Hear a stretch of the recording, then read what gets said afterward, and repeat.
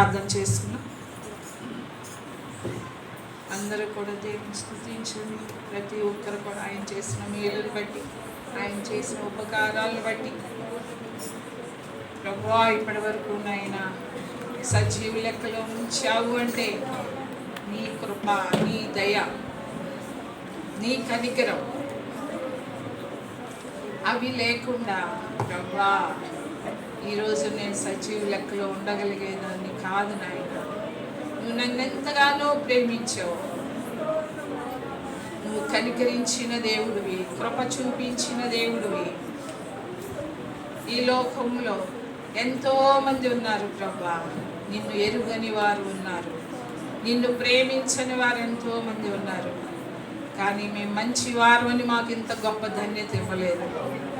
మేము మంచివారం కాదయ్యా, ఏ యోగ్యత లేని వారు, పాపములో పుట్టి పాపములో పెరిగి పాపములో జీవించుచున్నవారు నాయన. ఏ మంచి లేని మాకు నాయన ఇంత గొప్ప ధన్యత తండ్రి, ఇంత గొప్ప ఐశ్వర్యాన్ని మాకు ఇచ్చావు నాయన. ధనాన్ని సంపాదించుకోవచ్చు, ఆరోగ్యం, ఒకవేళ డాక్టర్ల దగ్గరికి వెళ్ళినప్పుడు ఆరోగ్యాన్ని సంపాదించుకోవచ్చు, ఈ లోకంలో ఏదైనా సంపాదించుకోవచ్చు. కానీ ఈ రక్షణ మాత్రం ఎవ్వరూ కూడా వాళ్ళ సొంత క్రియలను బట్టి ఎవ్వరూ సంపాదించుకోలేరు ప్రభా. నువ్వు మమ్మల్ని ప్రేమించావు, నీ ప్రాణం పెట్టావు కాబట్టి మాకు ఇంత గొప్ప రక్షణ భాగ్యాన్ని ఇచ్చావు. ఇంత గొప్ప రక్షణని మేము నిర్లక్ష్యం చేయొద్దు నాయన. ఎంతోమంది ఈ రక్షణను నిర్లక్ష్యం చేస్తున్నారు ప్రభా. సొంత పనుల్ని, సొంత వాటిని ప్రేమిస్తున్నారు ప్రభా. సొంత కార్యాలకే నాయన సమయం ఇస్తున్నారు. కానీ ఒక్క దినము నీ సన్నిధిలోనికి రాలేకపోతున్నారు. ఒక్క దినము నువ్వు చెప్పిన మాట, నువ్వు చెప్పిన ఆజ్ఞను ప్రభా పాటించలేని వారిగా ఉంటున్నారు ప్రభా. అయ్యా నీకు స్తోత్రములు నాయన. నువ్వెంత శ్రమ పడ్డావు నాయన, ఎంత బాధపడ్డావు, ఎన్ని అవమానాలు ప్రభా. మాకు ఈ రక్షణ ఊరికినే రాలేదు నాయన. అందుకని ఇంత గొప్ప రక్షణ అంటున్నావు నాయన. నీకు స్తోత్రాలు ప్రభువా. నువ్వు ఎంతో శ్రమ పడితే, ఎన్నో అవమానాలు పడితే నాయన, నీ రక్తమంతా ఆఖరి బొట్టు వరకు కూడా ప్రభువా అయ్యా చిందించబడినప్పుడు నా తండ్రి ఆ కొరడా దెబ్బలు తిన్నావు నాయన. అయ్యా 39 కొరడా దెబ్బలు నాయన. ఆ శరీరం అంతా కూడా దున్నబడింది ప్రభువా. అయ్యా తల మీద ముళ్ళ కిరీటం నాయన, ఆ తలలో గుచ్చుకున్నప్పుడు నాయన ఆ రక్తము నా తండ్రి దారులుగా కారుతూ ఉన్నది నాయన. నీకు స్తోత్రాలు. మొహం మీద ఉమ్మి వేశారు నాయన. ఎంతో అవమానము నా తండ్రి. ఇవన్నీ మా కొరకు నువ్వు భరించావు నాయన. నీకు స్తోత్రాలు నాయన. ఏమి చెల్లించి నీ రుణాన్ని మేము తీర్చుకొనగలం ప్రభా. కానీ ప్రభా ఇంత గొప్ప రక్షణను ప్రభా నువ్వు ఎంతో నా తండ్రి అయ్యా, నువ్వు నాయన మాకు రక్షణ ఇవ్వటానికే ఈ లోకానికి నువ్వు వచ్చావు. ఒక శరీరాన్ని ధరించుకొని శరీరధారిగా ఈ లోకానికి నువ్వు వచ్చావు నాయన. నీకు స్తోత్రాలు ప్రభా. అయ్యా ఆ సమస్త మహిమను విడిచిపెట్టావు నాయన. ఒక సామాన్య మానవునిగా ఈ లోకానికి నువ్వు వచ్చావు నాయన. మా కొరకు నాయన, నా కొరకు వచ్చావయ్యా. నీకు స్తోత్రాలు ప్రభా. ఎక్కడో పాపములో పుట్టి అయ్యా పాపములో దొర్లాడుచున్న మా కొరకు పంది వలె తండ్రి పొర్లాడుచున్న మా కొరకు నా తండ్రి అయ్యా భక్తిహీనులముగా, శత్రువులుగా, పాపులముగా ఉండగానే మమ్మల్ని చూసావు నాయన. నీకు స్తోత్రాలు. జగత్ పునాది వేయబడక మునుపే అయ్యా మమ్మల్ని ఏర్పాటు చేసుకున్న దేవుడు నాయన. నీకు స్తోత్రాలు ప్రభా.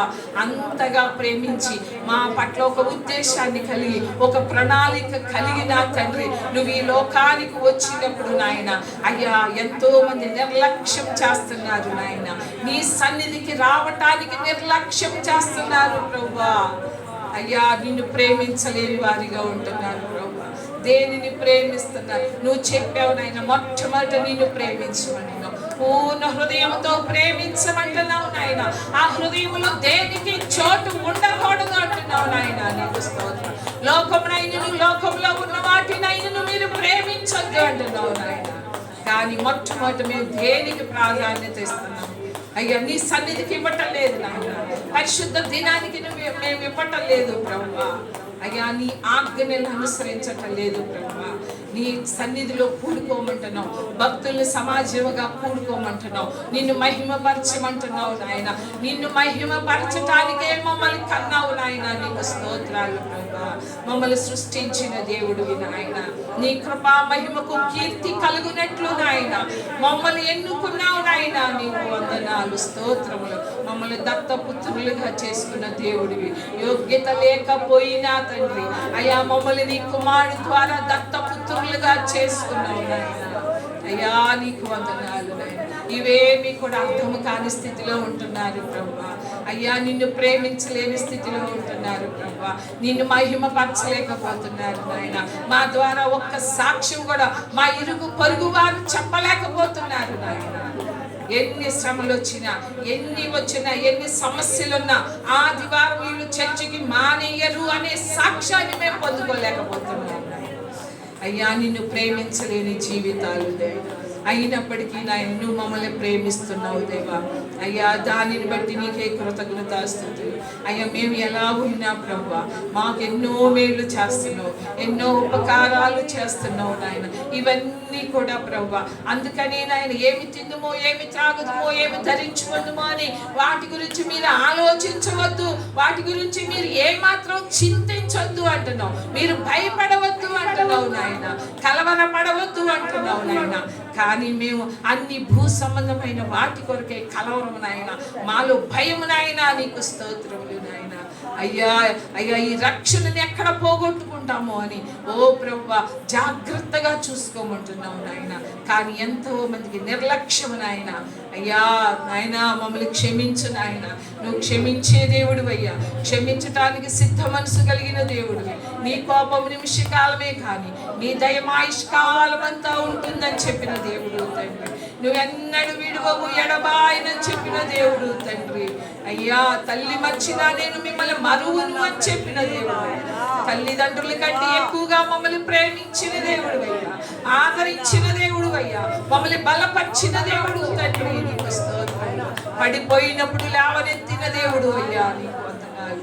ఇంత గొప్ప దేవుని విడిచిపెట్టి ఏ రాజులు మాకు సహాయం చేయలేరు, ఏ మనుషుడు మాకు సహాయం చేయలేరు నాయన. నువ్వు ఒక్కడివే నాయన, సమస్తమును చేయగలిగిన దేవుడు నా తండ్రి. నీకు వందనాలయ్యా. సమస్త విషయాల్లో సహాయము చేయగలిగిన సర్వశక్తి గల దేవుడు తండ్రి. నీకు వందనాలు. ఇంత గొప్ప దేవుడిని నిర్లక్ష్యం చేసేవారిగా ఉండొద్దు నాయన. కనికరించయ్యా. స్తోత్రములు నాయన. ఈ లోక సంబంధమైన మేలులు కాదయ్యా, ఈ లోక సంబంధమైన ఆశీర్వాదాలు కాదు నాయన, పర సంబంధమైన ఆశీర్వాదాలు మాకు కావాలి నాయన. అయ్యా నీకు స్తోత్రాలు చెల్లించుకున్నాం తండ్రి. అయ్యా స్తుతులకి పాత్రుడు నువ్వు ఒక్కడివే, మా ఆరాధనకి యోగ్యుడు నువ్వు ఒక్కడివే నాయన. నీకు స్తోత్రములు, స్తోత్రములు. ప్రార్థన చేయి.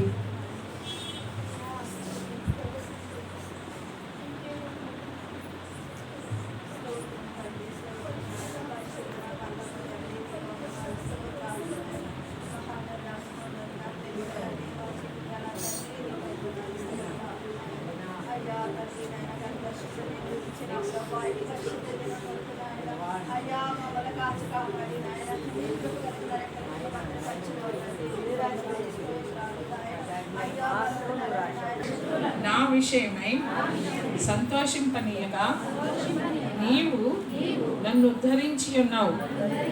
అందుకే నేను నిన్ను కొనియాడుచున్నాను. యెహోవా నా దేవా, నేను నీకు మొరపెట్టగా నీవు నన్ను స్వస్థపరచితివి. యెహోవా పాతాళములో నుండి నా ప్రాణమును లేవదీసితివి.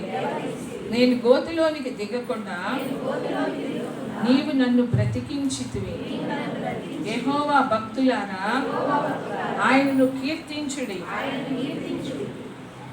ఆయన పరిశుద్ధమైన జ్ఞాపకార్థ నామమును బట్టి ఆయనను స్తుతించుడి. ఆయన కోపము నిమిషమాత్రముండును, ఆయన దయ ఆయుష్కాలమంతయు నిలుచును.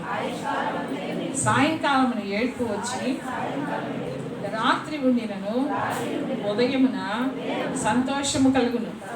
నేనెన్నడూ కదలనని నా క్షేమకాలమున అనుకొంటిని. యెహోవా దయ కలిగి నీవే నా పర్వతమును స్థిరపరచితివి. నీ ముఖమును నీవు దాచుకొనినప్పుడు నేను కలత చెందితిని. యెహోవా నీకే మొరపెట్టితిని. నా ప్రభువును బతిమాలుకొంటిని. నేను గోతిలోనికి దిగిన ఎడల నా ప్రాణము వలన ఏమి లాభము? మన్ను నిన్ను స్తుతించిన నీ సత్యమును గురించి అది వివరించిన. యెహోవా ఆలకింపుము, నన్ను కరుణింపుము. యెహోవా నాకు సహాయుడవై ఉండుము. నా ప్రాణము మౌనముగా ఉండక నిన్ను కీర్తించినట్లు నా అంగలార్పును నీవు నాట్యముగా మార్చి ఉన్నావు. నీవు నా గోని పట్ట విడిపించి సంతోష వస్త్రము నన్ను ధరింపచేసి ఉన్నావు. యెహోవా నా దేవా, నిత్యము నేను నిన్ను స్తుతించెదను. దేవుడి వాక్యం దీవించి ఆశీర్వదించుగాక. ఆమేన్. ఏంటంటే దావీదు భక్తుడు అంటున్నాడు, ఇదేమి కీర్తన? కృపా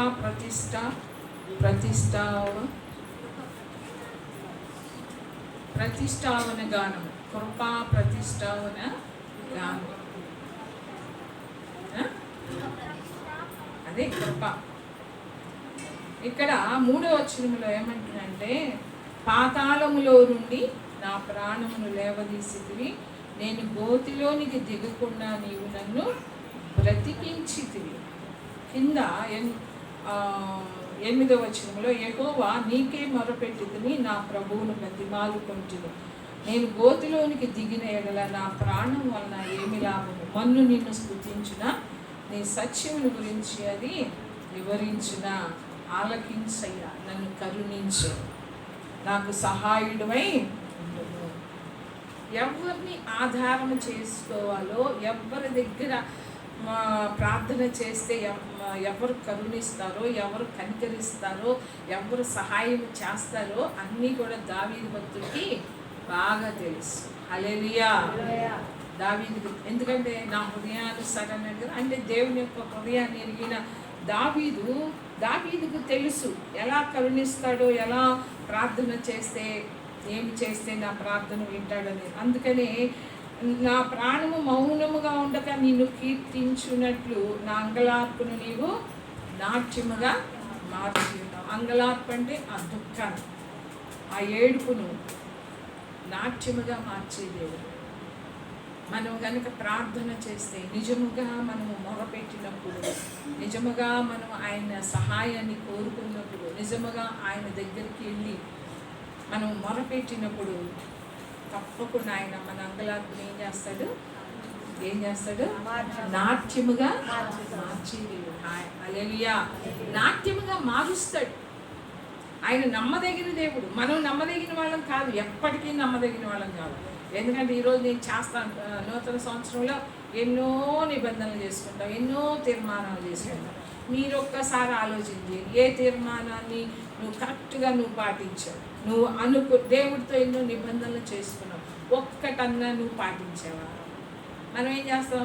అమ్మ ఈ సంవత్సరం, అది జనవరి 1 అనుకుంటాం, ఏంటి ఈ సంవత్సరం నేను ఒక్క ఆదివారం కూడా మిస్ కాకుండా దేవుని సన్నిధికి వెళ్ళాలి,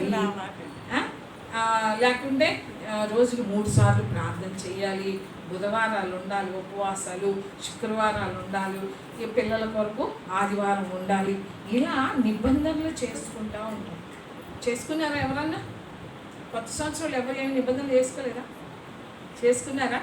నిబంధనలు చేసుకున్నప్పుడు కరెక్ట్గా పాటిస్తున్నారా? మరి మీరు ఎవరు చేసుకోలేదా? మరి పాటిస్తున్నారా?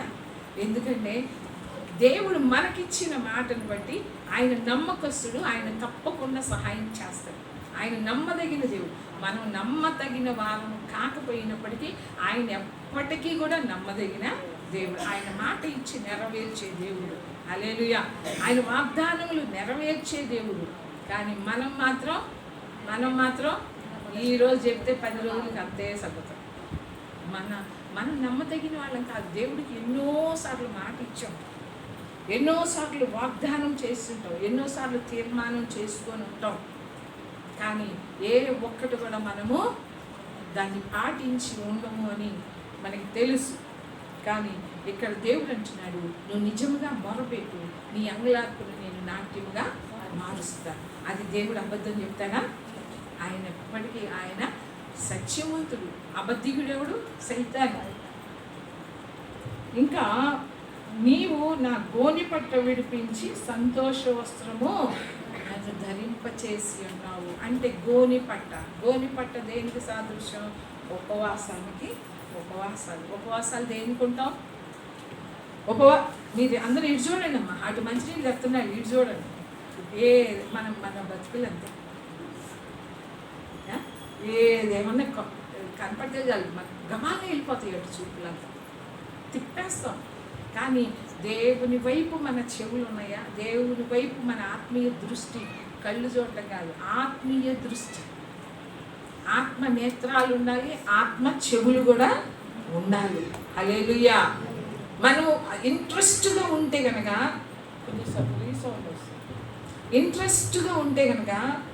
మనం తల తిప్పి చూడవు. ఎన్నోసార్లు మా మనవడి గురించి చెప్పాను కదా, టీవీ చూసేటప్పుడు ఎంత అంటే అవి వినాలి, వాటి మీద మనస్సు, అంటే వేరే వాటి మీద మనస్సు పోకుండా వాడికి ఎంత ఇష్టమైతేనో అంటే అవి చూడటం ఎంత ఇష్టమైతే పక్కన ఏమి జరిగినా కూడా వాళ్ళ మొహం కూడా చెప్పడు. మనం కూడా అంతే.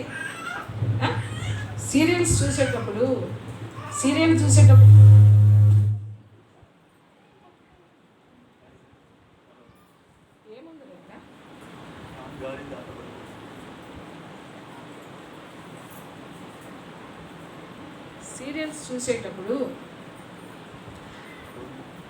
పక్కన చూస్తారా? కత్తితోటి పొడిచేటప్పుడు అసలు ఏదన్నా బాగా ఇంట్రెస్ట్గా ఉండేది మీకు కనపడింది.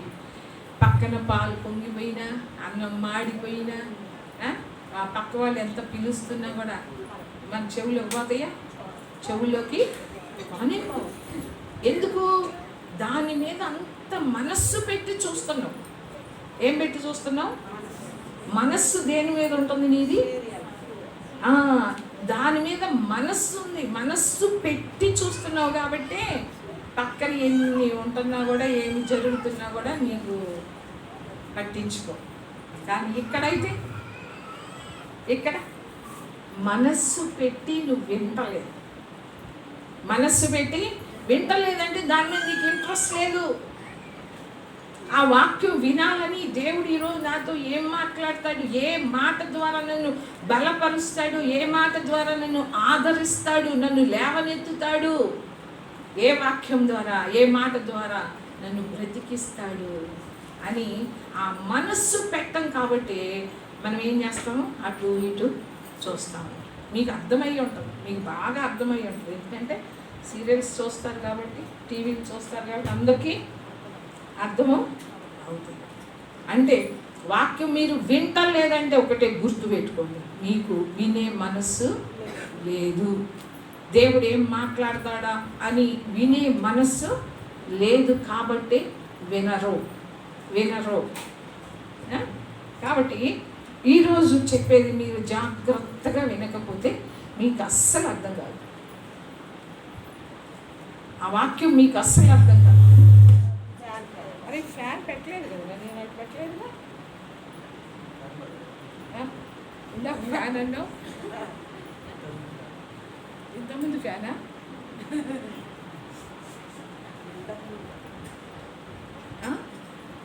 ఈ వాక్యము మనకి అర్థం కావాలి అంటే మనస్సు అంటారు కదా, అంటే దేవుడు ఏమంటాడు? మీరు శ్రద్ధగా నా మాటలు వినిన ఎడలా, శ్రద్ధగా వింటేనే. శ్రద్ధగా వింటామంటే మన ఆత్మ ఏం కాస్తుంది? ఇక నేను చెప్తా ఉన్నాను, మీరు నవ్వుకుంటున్నారా? నేను చెప్పేటప్పుడు శ్రద్ధగా వింటాం అంటే ఏంటి? మనస్సు, ఆత్మ, శరీరం, ఈ మూడు ఎక్కడ ఉండాలా? వాక్యం మీద. హల్లెలూయా. అంటే పరిశుద్ధాత్మ దేవుని యొక్క సహాయము ఉంటేనే అంటే మనకి ఇంట్రెస్ట్ ఉంటేనే, మనము శ్రద్ధగా వింటేనే పరిశుద్ధాత్మ దేవుడు సహాయంతో అది నీకు అర్థమవుతుంది. లేకుంటే ఇంకా అంతే. అందుకని ఈరోజు తొందరగా వాక్యంలోకి వెళ్తున్నాం.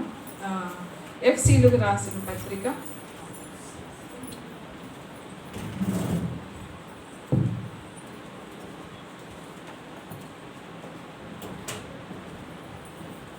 1వ అధ్యాయము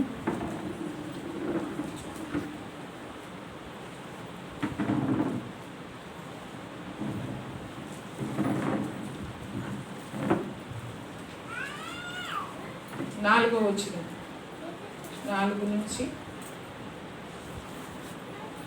6 వచనాలు.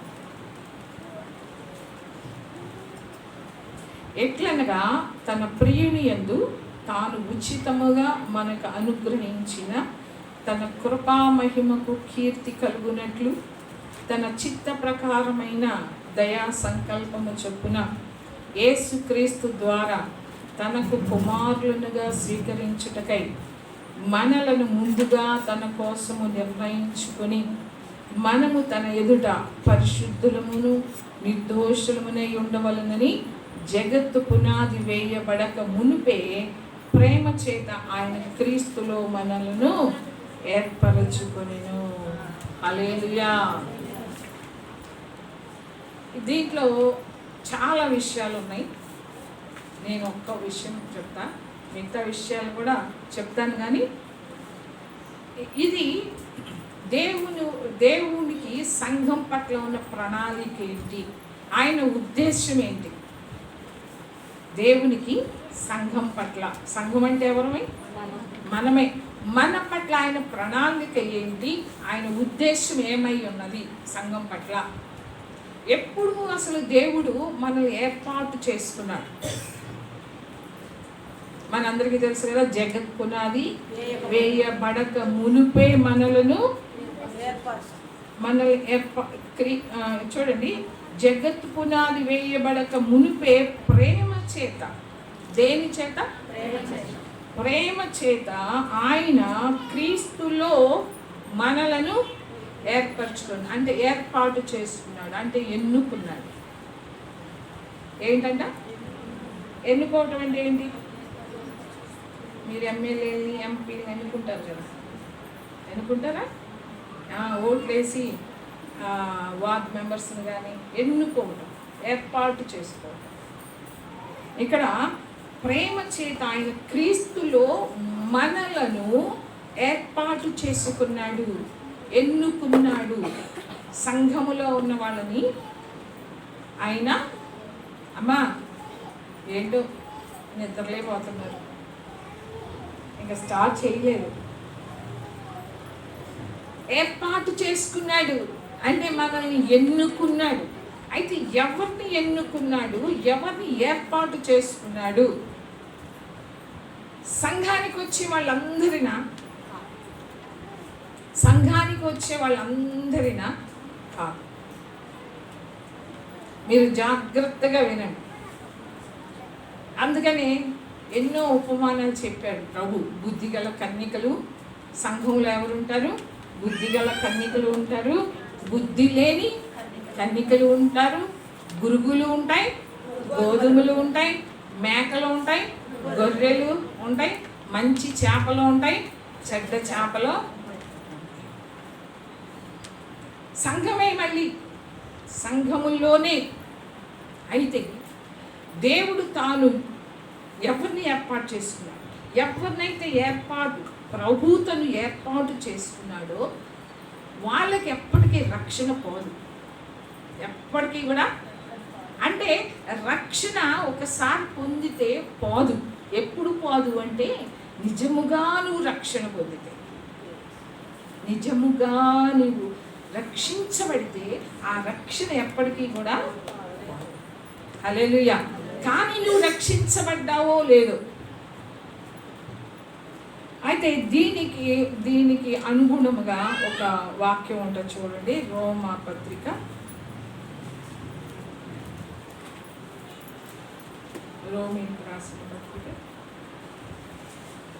8వ అధ్యాయము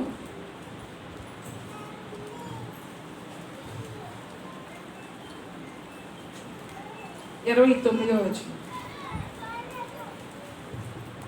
8వ అధ్యాయము 29వ వచనం. ఎందుకనగా తన కుమారుడు అనేక సహోదరులలో జ్యేష్ఠుడగునట్లు దేవుడు ఎవరిని ముందు ఎరిగెనో వారు తన కుమారునితో సారూప్యము కలవారగుటకు వారిని ముందుగా నిర్ణయించెను. మరియు ఎవరిని ముందుగా నిర్ణయించినో వారిని పిలిచెను. ఎవరిని పిలిచెనో వారిని నీతిమంతులుగా తీర్చెను. ఎవరిని నీతిమంతులుగా తీర్చెనో వారిని మహిమపరచెను. హల్లెలూయా. ఇక్కడ అన్నీ కూడా ప్రత్యేకంగానే ఉన్నాయి. అందరి గురించి చెప్పటంలా ఇక్కడ. దేవుడు ఎవరిని ముందుగా ఎరిగెనో. ముందుగా అంటే ఎప్పుడు ఎరిగి ఉంటాడు? జగత్ పునాది వేయబడక మునుపే ఎరిగి ఉన్నాడంట. ఎరిగి ఉండటం అంటే ఏంటి? తెలుసుకోవటమా? ఇప్పుడు ప్రేమ్ కుమారి ఉంది. మనిషి యొక్క సమాచారం మనకి తెలిసి ఉండటం ఎరగటమా? ఇప్పుడు ప్రేమ్ కుమారి అంటే ఎవరిని ముందుగా దేవుడు ఎవరిని ముందు ఎరిగెనో అంటే ఎరగటం అంటే మిగతా వాళ్ళ గురించి తెలియదా? ముందుగా ఎరిగిన వాళ్ళ గురించే తెలుసా? మిగతా వాళ్ళ గురించి తెలియదా? ఇప్పుడు మనమే తెలుసా దేవుడికి? మిగతా వాళ్ళందరూ ఎవరు తెలియదా? అది కాదు. సమాచారం గురించి కాదు, ఒక వ్యక్తి యొక్క వాళ్ళ జీవితం గురించి కాదు ఎరిగి ఉండటం అంటే. ఇప్పుడు నా గురించి మీకు అంతా తెలుసు, ఇది కాదు ఎరిగి ఉండటం అంటే. ఇక్కడ దేవుడు ఎవరిని ముందు ఎరిగెనో వారు తన కుమారునితో సారూప్యము కలవారగుటకు వారిని ముందుగా నిర్ణయించారు. ఎరిగి ఉన్నాడు ముందుగానే. ఎప్పుడు జగత్ పునాది వేయబడక మునుపే ఎరిగి ఉన్నాడు కొంతమందిని, మిగతా వాళ్ళని కాదు. మనం చాలా మంది ఉన్నాం ఇక్కడ. ఇప్పుడు మన సంఘం అనే కాదు, ఎక్కడ ఏ సంఘం అయినా సరే తీసుకోండి. ఆయన ముందుగా ఎరిగి ఉన్నాడంట. అంటే జగత్ పునాది వేయబడక మునుపే వాళ్ళు ఏంటి అనేది ఏమి జరగక మునుపే దేవుడు ముందుగా ఎరిగి ఉన్నాడంట. అయితే ఎరిగి ఉండటం అంటే ఒక మాట చెప్తాను. బైబిల్లో ఎరిగి ఉండటం అంటే కొన్ని పదాలు చూసినప్పుడు మత్తయి సువార్తలో చూడండి. అంటే మీకు ఈ వాక్యాలు చదివితే నేను ఎరిగి ఉండటం అంటే కొన్ని పదాలు చూశాను బైబిల్లో. మత్తయి సువార్త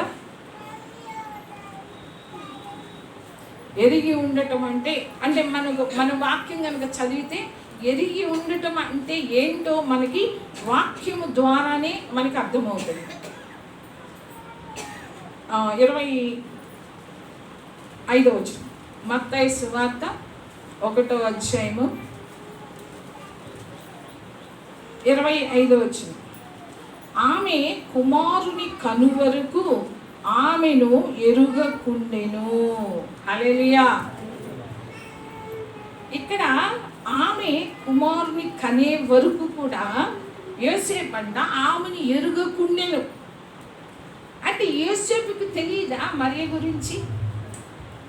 ఇప్పుడు యూదుల్లో వివాహం చేసుకోవాలి అంటే వాళ్ళ గోత్రంలో వాళ్ళు అంటే 12 గోత్రాల్లో వాళ్ళని పెళ్లి చేసుకోవాలి.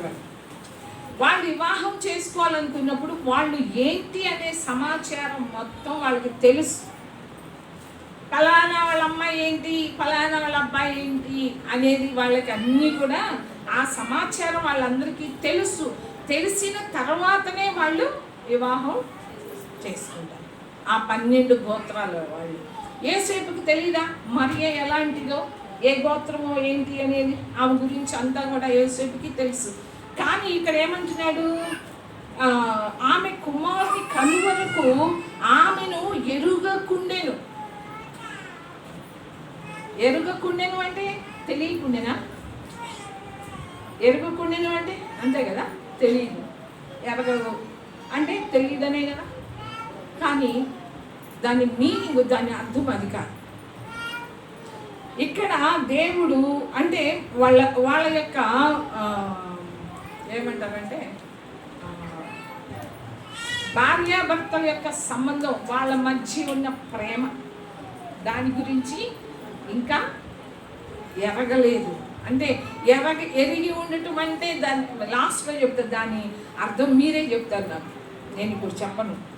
ఎరగటం అంటే ఏంటో లాస్ట్లో మీరంతా వాక్యం విన్నాక మీరే నాకు చెప్పాలి, దాని సమాధానం చెప్తారు, అర్థమైన వాళ్ళకి చెప్తారు. మీకు వాక్యాలు మాత్రమే చూపిస్తాను. ఇక్కడ ఏంటి, యోసేపు మరియను అంటే కుమారుని కనే వరకు కూడా ఆమెను ఎరగకుండేను అంటే ఆమె దగ్గరికి వెళ్ళలేదా? ఆమెను చూడటానికి వెళ్ళలేదా? యోసేపే కదా మరియును జనసంఖ్య రాయించేటప్పుడు ఎక్కడికి తీసుకెళ్ళాడు? ఎక్కడికో తీసుకెళ్ళాడు. ఆ జనసంఖ్య రాయించేటప్పుడు అక్కడికి తీసుకెళ్ళాడు. ఎరగకుండేను అంటే ఆమెతో మాట్లాడలేదని కానీ వేరే కాదు. ఇక్కడ ఒక మాట. తర్వాత ఆమోసు గ్రంథంలో చూడండి, ఆమోసు గ్రంథం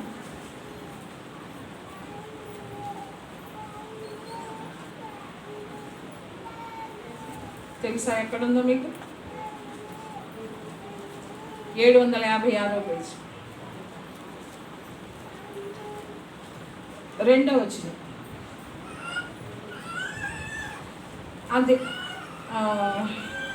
అదేమనగా భూమి మీద సకల వంశములలోనూ మిమ్మును మాత్రమే నేను ఎరిగి ఉన్నాను కనుక మీరు చేసిన దోష క్రియలన్నిటిని బట్టి మిమ్మును శిక్షింతును.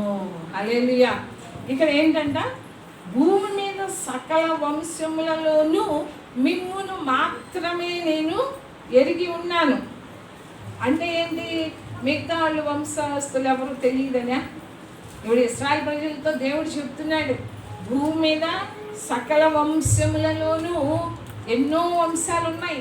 మోయాబీలు ఉన్నారు, అమ్మోనీలు ఉన్నారు, ఫిలిస్తీన్లు ఉన్నారు, అమాలేకీలు ఉన్నారు, ఎంతోమంది ఉన్నారు. ఫిలిస్తీన్లు కానీ వీళ్ళందరూ ఉన్నారు. దేవుడు ఏమంటున్నాడు, భూమి మీద ఉన్న సమస్త సకల వంశములలోనూ మిమ్మును మాత్రమే నేను ఎరిగి ఉన్నాను అంటే వాళ్ళ గురించి తెలియదనా? తెలుసు. మిగతా వాళ్ళందరి గురించి దేవుడికి తెలుసు. ఆయనకి తెలియని వాళ్ళంటూ ఏమీ లేదు. నేను ఇంతకుముందు ఒక వాక్యం కూడా చూపించాను. ఏంటి,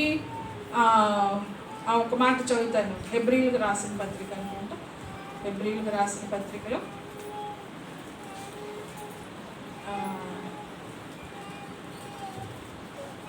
4వ అధ్యాయం 13వ వచనంలో ఏముంటుంది? మరియు ఆయన దృష్టికి కనబడని సృష్టము ఏదీ లేదు. మనం ఎవరికి లెక్క అప్పచెప్పవలసి ఉన్నదో ఆ దేవుని కన్నులకు సమస్తమును మరుగులేక తేటగా ఉన్నది. హల్లెలూయా. ఆయనకి కనపడని సృష్టము అంటే ఎవరు? ఈ సృష్టిలో ఉన్న మనమే. ఈ సృష్టిలో ఉన్న మన గురించి ఆయనకి కనబడనిది ఏది కూడా లేదు.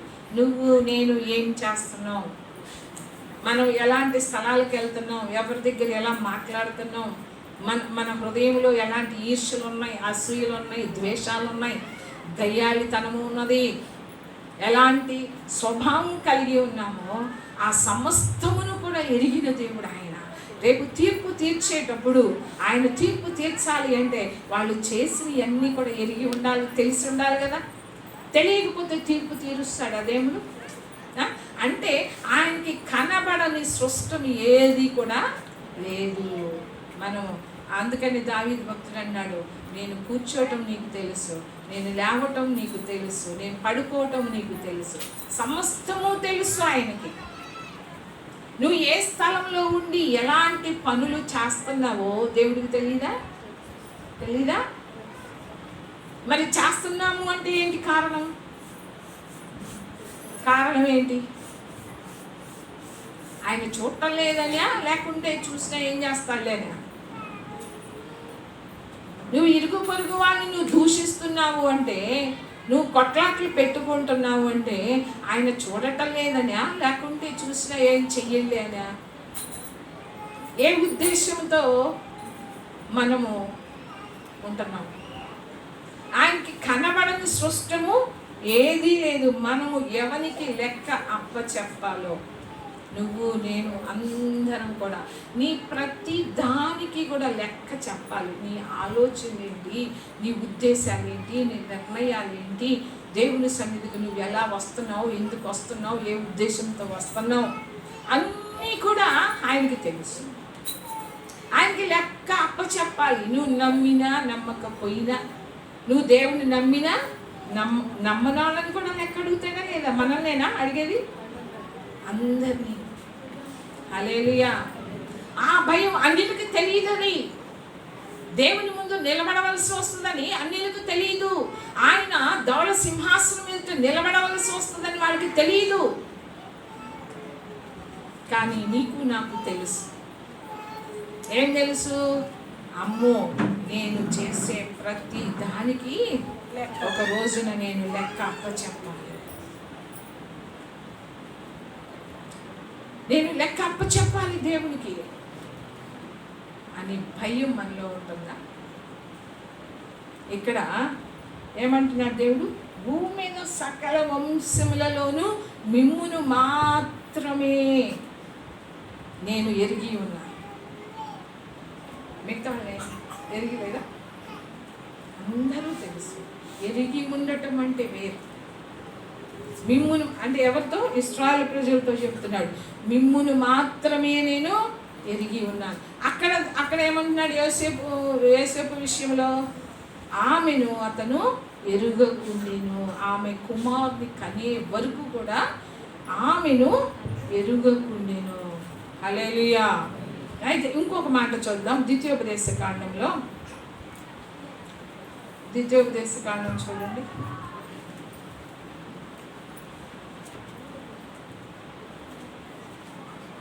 7వ అధ్యాయము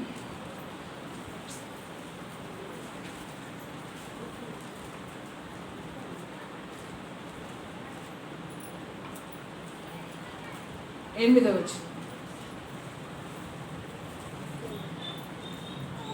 అయితే యెహోవా మిమ్మును ప్రేమించువాడు కనుకను, తాను మీ తండ్రులకు చేసిన ప్రమాణమును నెరవేర్చువాడు కనుకను, యెహోవా బాహుబలము చేత మిమ్మును రప్పించి దాసుల గృహములో నుండి, ఐగుప్తు రాజైన ఫరో చేతిలో నుండి మిమ్మును విడిపించెను.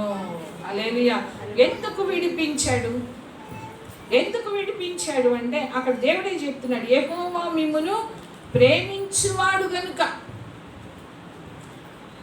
మీకు అర్థమై ఉంటుంది, ప్రేమించువాడు కనుక మిమ్మల్ని అంటే అంతేకాదు, ప్రేమిస్తున్నాడు మీ తండ్రులకి అంటే మీ పితరులకి చేసిన ప్రమాణమును బట్టి. అబ్రహాంతో ఏం చేశాడు? దేవుడు ఒక ప్రమాణము చేశాడు, ఒక నిబంధన చేశాడు. ఆ నిబంధనను బట్టి దేవుడు తాను వాళ్ళని ప్రేమించుచున్నాడు కాబట్టి వాళ్ళని ఆ ఫరో చేతిలో నుండి అంటే ఐగుప్తు దేశంలో నుండి అంటే ఆ దాసత్వంలో నుండి విడిపించాడు. ప్రేమించుచూ ఉన్నాడు. ఎవరిని ప్రేమిస్తూ ఉన్నాడు? అక్కడ యెహోవా మిమ్మును ఎవరితో చెప్తున్నాడు? ఇశ్రాయేలు ప్రజలతో చెప్తున్నాడు. ఆయన మిమ్మును ప్రేమించువాడు. హల్లెలూయా. ఇవన్నీ గుర్తుపెట్టుకోండి. అంతేకాదు మత్తయి సువార్తలో ఇంకొక మాట ఉంటుంది చూడండి.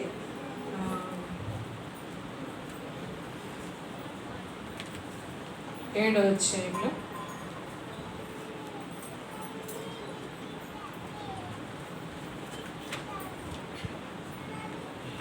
22వ వచనం. 7వ అధ్యాయం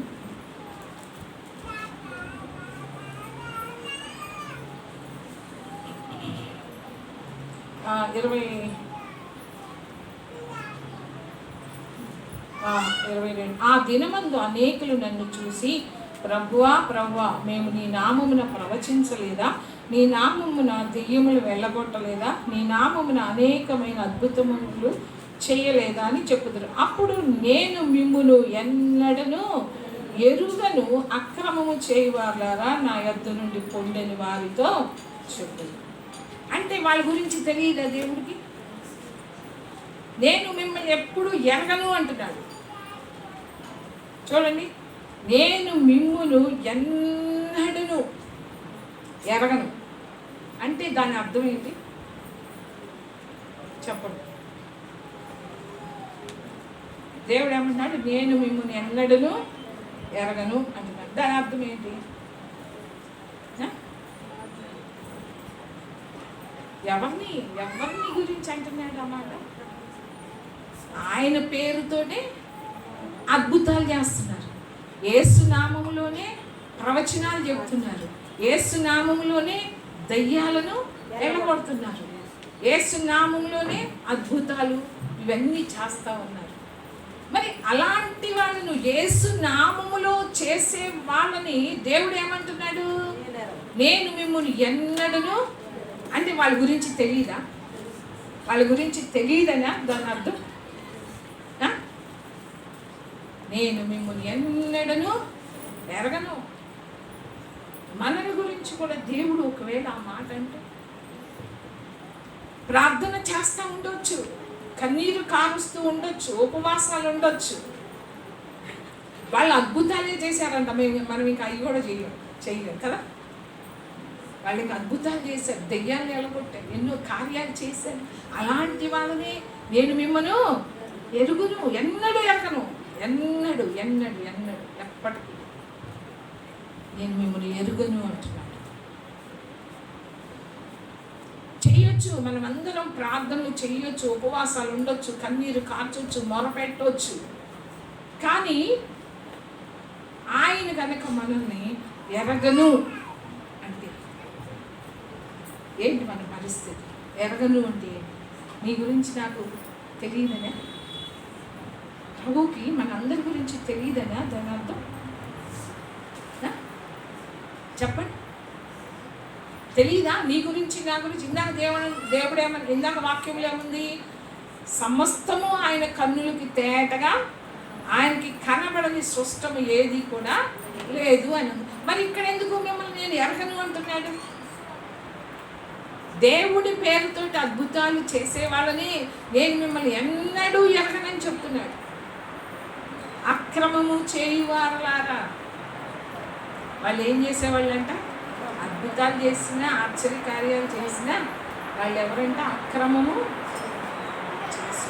నేను ఎన్నటికీ నేను మిమ్మల్ని ఎరగను.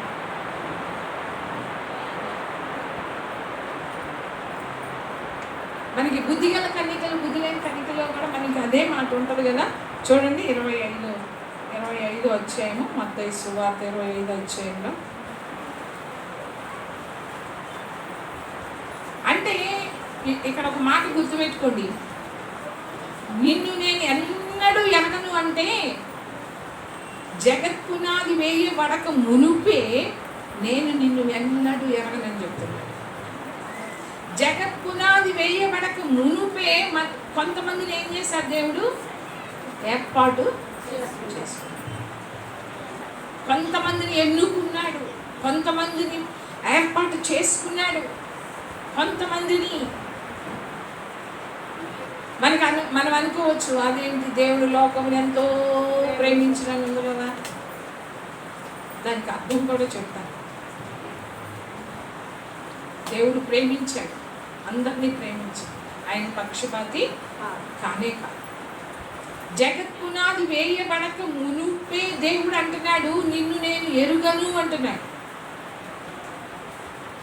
ఎవరైతే ఆయనను ఎరిగి ఉంటారో వాళ్ళని, ఆయన ఎవరిని ఏర్పాటు చేసుకున్నాడో, ఎవరిని ఎన్నుకున్నాడో వాళ్ళని జగత్పునాది వేయబడక మునుపే ఎన్నుకున్నాడు. ఎవరినైతే ఎన్నుకున్నాడో వాళ్ళని ముందుగానే నిర్ణయించుకున్నాడు. ఎప్పుడు ముందుగా నిర్ణయించుకున్నాడు? జగత్ పునాది వేయబడక మునుపే నిర్ణయించుకున్నాడు. వాళ్ళని పిలుచుకున్నాడు, వాళ్ళని నీతిమంతులుగా చేశాడు, వాళ్ళని మహిమపరుస్తాడంట. హల్లెలూయా. అందరినీ కాదు. ఈరోజు మనకి భక్తి అంటే ఆషామాషిగా ఉంటుంది కదా, అందరూ వెళ్ళిపోతారా? దేవుడు చెప్తున్నాడు, నేను ముందుగా ఏర్పాటు చేసుకున్నా, ఎన్నుకున్నాను.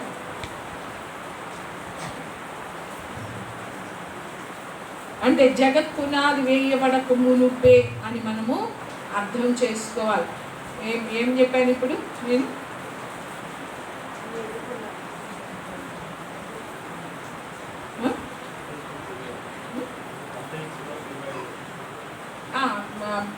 మత్తయి సువార్త 25 అధ్యాయంలో చూడండి.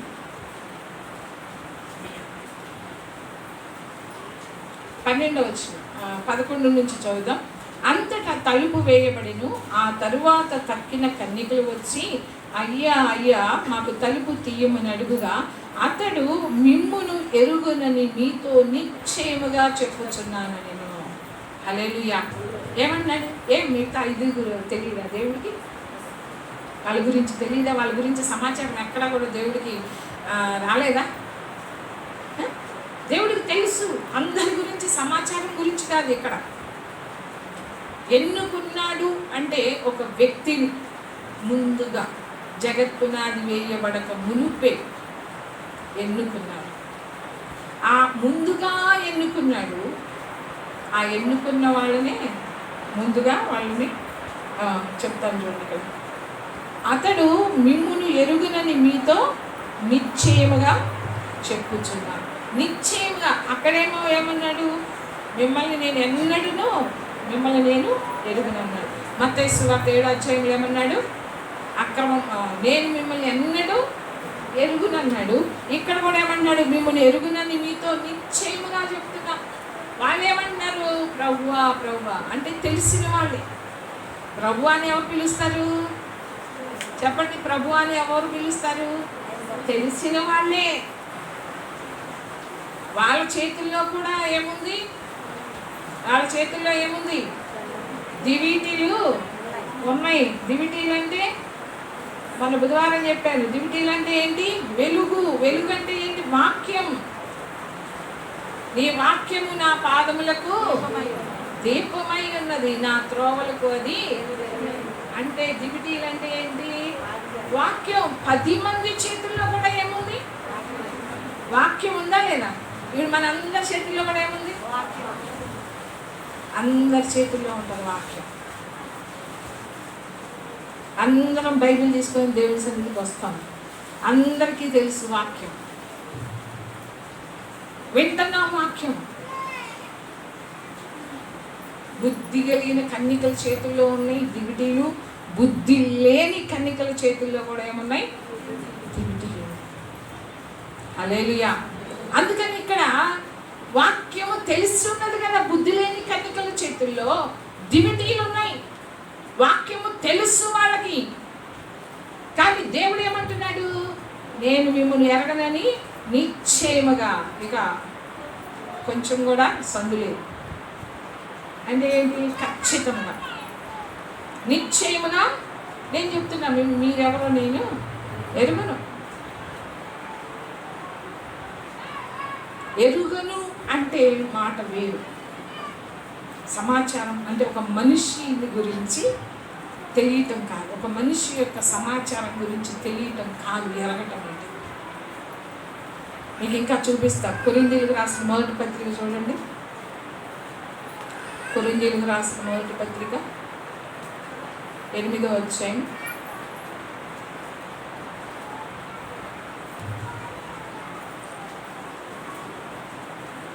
ఆ మొదటి మాట, నేను రోమ పత్రికలో చదివిన మాటను మీరు గుర్తుపెట్టుకోవాలి. అక్కడ ఉన్నది ఏంటి? ముందుగా దేవుడు ఎవరిని ముందుగా ఎరిగేనో దాని గురించే చెప్తున్నా. దేవుడు ఎవరిని ముందుగా చెప్పండి? ముందుగా ఎరిగేనో. ముందుగా అంటే జగత్ పునాది వేయబడక మునుపే. ఎవరిని ఎరిగాడో. ఆ ఎరగటం అంటే ఏంటి? బైబిల్లో మనం కనుక చూస్తే కనుక 8వ అధ్యాయము 3వ వచనం చూడండి.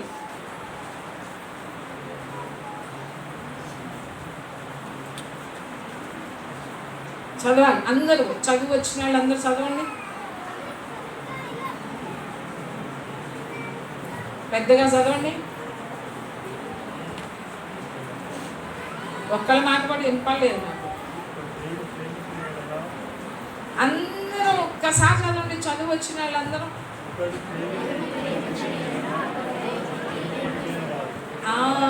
హల్లెలూయా. ఏంటంట ఇక్కడ? ఒకడు దేవుణ్ణి ప్రేమించిన ఎడల, ఒక్కడు దేవుణ్ణి ప్రేమించిన ఎడల అతడు దేవునికి ఎరుకైన వాడు, దేవుని చేత ఎరగబడినవాడు. ఎవరంట ఎరగబడిన వాళ్ళు? ఇప్పుడు అది ఎరగటం అంటే ఏంటి? తెలియటం కాదు. అందరూ తెలుసు, నేనంటే మీ అందరికీ తెలుసు కదా, మీకు నాకు మీ అందరూ తెలుసు. సమాచారం కాదు, వాళ్ళు అలాంటి వాళ్ళు ఇలాంటి వాళ్ళు, అది కాదు, ఆ సమాచారం కాదు. ఎరిగి ఉండటం అంటే ముందుగా ఎవరిని ఎరిగెనో, ముందుగా అంటే జగత్పునాది వేయబడక మునుపే ఎరిగి ఉన్నాడు. ఎరగటం అంటే దేవుడు మనల్ని ఏంటి చెప్పండి? ఇప్పుడే కదా చదివారు. దేవుడు మనల్ని ప్రేమించాడు. ఎరిగి ఉండటం అంటే అక్కడ ఏంది? ఒకడు దేవుని ప్రేమించిన ఎడల అతడు ఎవరైతే ప్రేమిస్తున్నాడో దేవుని, వాళ్ళు దేవునికి ఎరుకైన వాళ్ళంట. వాళ్ళని దేవుడు ఎరిగి ఉన్నాడంట, వాళ్ళని దేవుడు ఎన్నుకున్నాడు, వాళ్ళని దేవుడు ఏర్పాటు చేసుకున్నాడు. ఎవరిని? అందరినీ కాదు, అందరినీ కాదు. మనం వస్తున్నాం నందనవనంలో కానీ ఇక్కడ కానీ వస్తున్నాం, కానీ ముందుగా ఎరిగిన వాళ్ళు ఎవరు? ముందుగా ఎరిగిన వాళ్ళు. దేవుడు ఎవరిని ముందుగా ఎరిగినవాడు, ఎవరిని ఏర్పాటు చేసుకున్నాడు. ఆయన ఏర్పాట్లు ఎవరు ఉన్నారు? ఆయనకి ఎరుకైన వాళ్ళు ఎవరు? దేవుని చేత ఎన్నుకోబడిన వాళ్ళు ఎవరు? ఏర్పాటు చేయబడిన వాళ్ళు ఎవ్వరు అంటే, ఒకడు దేవుణ్ణి ప్రేమించిన ఎడల అతడు దేవునికి ఎరుకైన వాడు. హల్లెలూయా. ప్రేమిస్తున్నామా? ఓహో ఇంతేనా, దాని నుంచి ఏదో అనుకున్నామే. కానీ మీరు అనుకోవచ్చు, మనం అందరం నేను ప్రేమించాను కాబట్టి దేవుని సన్నిధికి వచ్చాను. కానీ ఇంకొక మాట చూపిస్తాను చూడండి. తిమోతికి రాసిన 2వ పత్రిక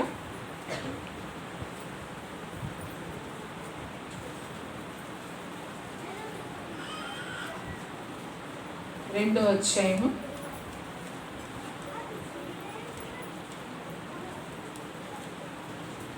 19వ వచనం.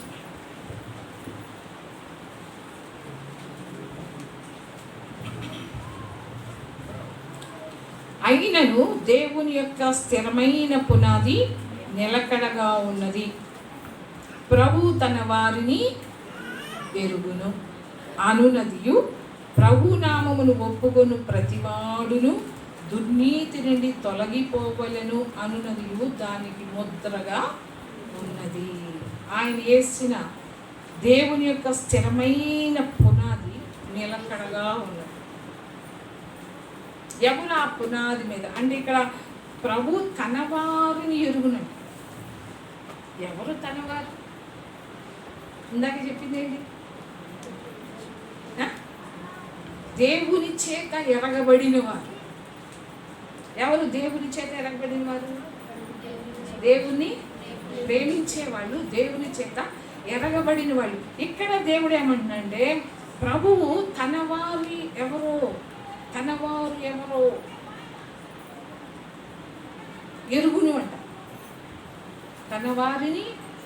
తన వారిని ప్రేమిస్తున్నాడు.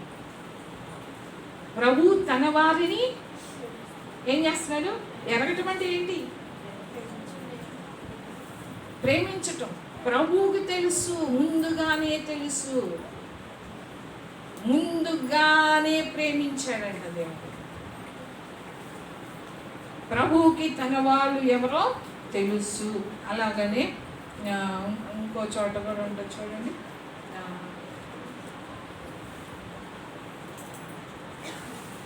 గలతీయులకు రాసిన పత్రిక, మళ్ళా ఇంటికి వెళ్ళాక ఇవన్నీ చదువుకోండి, తెలుస్తుంది. 8వ వచనం.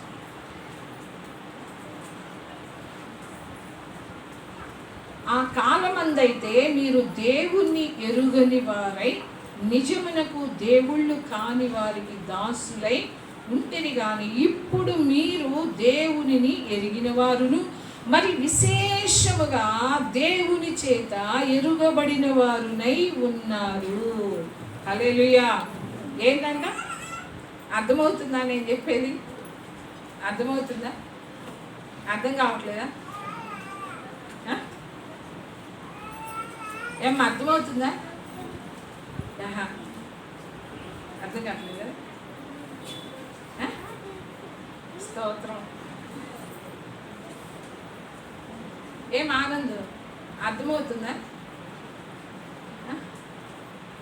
ఏం రమేష్ అర్థమవుతుందా మీకు? వెనక అమ్మ యవనస్తులు కొంచెం ముందుకు వచ్చి కూర్చుంటే బాగుంటుంది.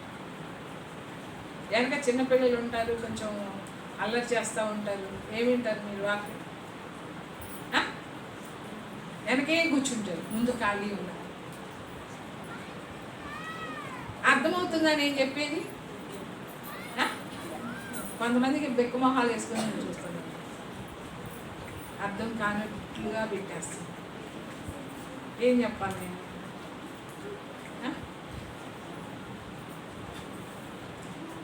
ఆ కాలమందైతే మీరు దేవుని ఎరుగని వారై, ఎప్పుడు? మనము ప్రభువులోనికి రాక ముందు. మీరు అంటే ఎరుగని వారంటే ఏంటి? మీరు దేవుణ్ణి ప్రేమించని వారిగా ఉన్నారు. అంటే దేవుడు అంటే ఎవరో తెలియదు కాబట్టి ఆయన్ని ప్రేమించలేని వారిగా ఉన్నాం. అంతకుముందైతే మీరు దేవుని ఎరుగని వారై నిజమునకు దేవుళ్ళు కాని వారికి దాసులై ఉంటుంది. దేవుళ్ళు కాని వారికి దాసులుగా ఉన్నటువంటి ఏంటి?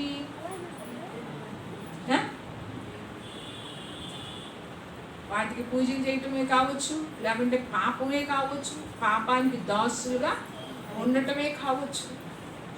అంతకుముందు దాసులుగా ఉంటుంది, కానీ ఇప్పుడు మీరు దేవుణ్ణి ఎరిగినవారు. మీరందరూ కూడా దేవుణ్ణి ఎరిగిన వారుగానే ఉన్నారా? దేవుణ్ణి ఎరిగిన వారుగా ఉన్నారా? అంటే ఏంటి? దాని అర్థం ఏంటి? దేవుని ఎరిగిన వారు అంటే ఏంటి? ఇప్పుడైతే మీరు దేవుని ఎరిగిన వారును మరి విశేషముగా దేవుని చేత ఎరుగబడిన వారై ఉన్నారు. అంటే దేవుని చేత ప్రేమించబడిన వారుగా, దేవుని చేత ప్రేమించబడిన వారుగా ఉన్నారు. అంటే మూలవాక్యం ఏంటిది? దేవుడు ముందుగా ఎవరిని ఎరిగెనో, ఆ ఎరిగి ఉంటేనే ఇవన్నీ మిగతాయన్నీ మహిమలో దాకా ఏమన్నారు దేవుడు? చివరికి మహిమలోకి తీసుకెళ్తాడు. దేవుని మరి విశేషముగా దేవుని చేత ఎరుగబడిన వారై ఉన్నారు కనుక బలహీనమైనవి నిష్ప్రయోజనమైనైన మూల పాఠముల తట్టు మరలా తిరగనేలా మునుపటి వలె మరలా వాటికి దాసులై ఉండ గోరనేలా మీరు దినములను, మాసములను, ఉత్సవ కాలములను, సంవత్సరములను ఆచరించుచున్నారు.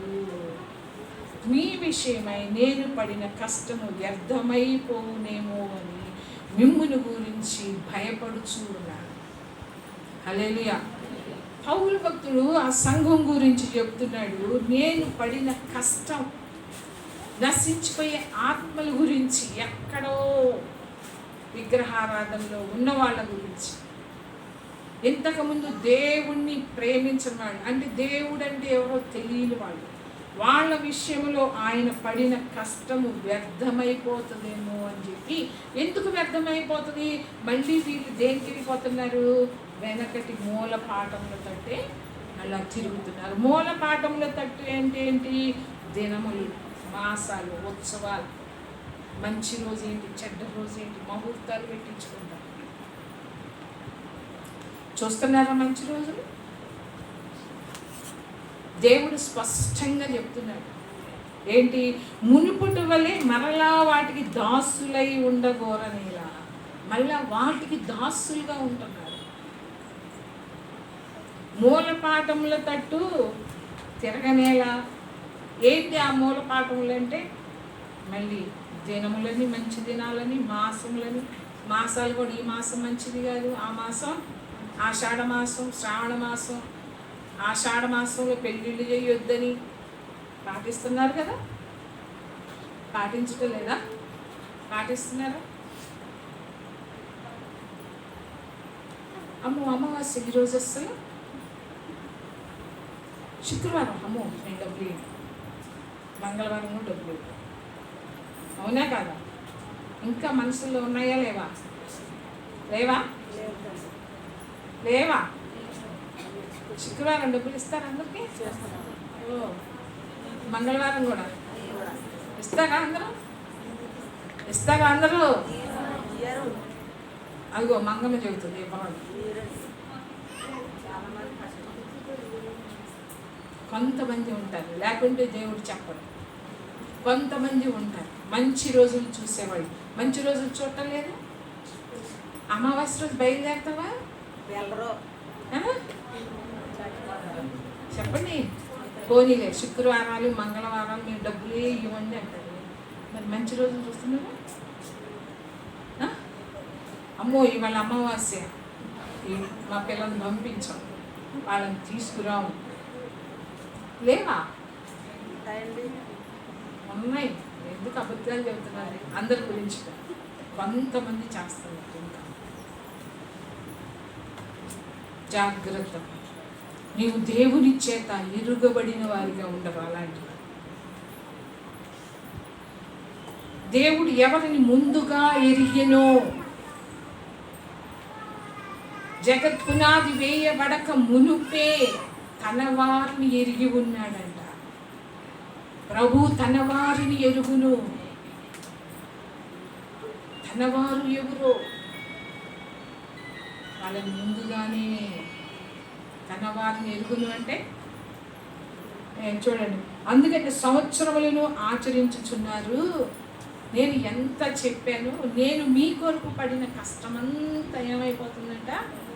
వ్యర్థమైపోతుందేమోనని భయపడుతూ ఉన్నానంట పౌలు భక్తుడు. పాటించటం లేదంటారు. మళ్ళా రాఖీ కట్టుకోవాలా మీరు? రాఖీ కట్టుకోలేదా? ఏరా ఏరా నువ్వురా కట్టుకున్నావా? ఎవరు కట్టారు నీకు? ఎవరు కట్టారా? వాళ్ళ ముగ్గురులో ఎవరు కట్టారా?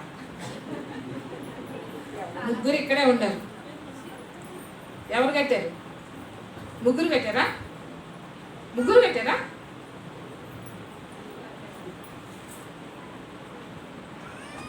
ఏం కృష్ణ రాములమ్మ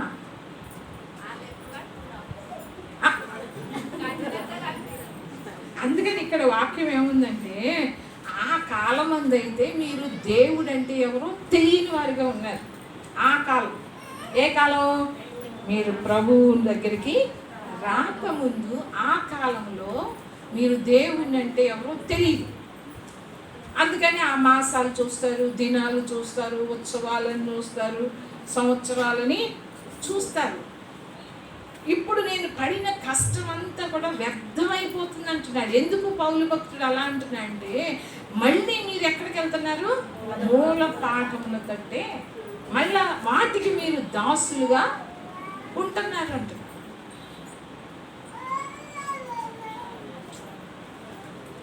మీరు దేవుని ఎరిగిన అంటే దేవుని తెలుసుకున్న వాళ్ళు కాబట్టి మీరు పిల్లలకి చెప్పాలి. అవన్నీ వద్దు, అవన్నీ మనము చెయ్యకూడదు, అవన్నీ అన్యుల పండగలు.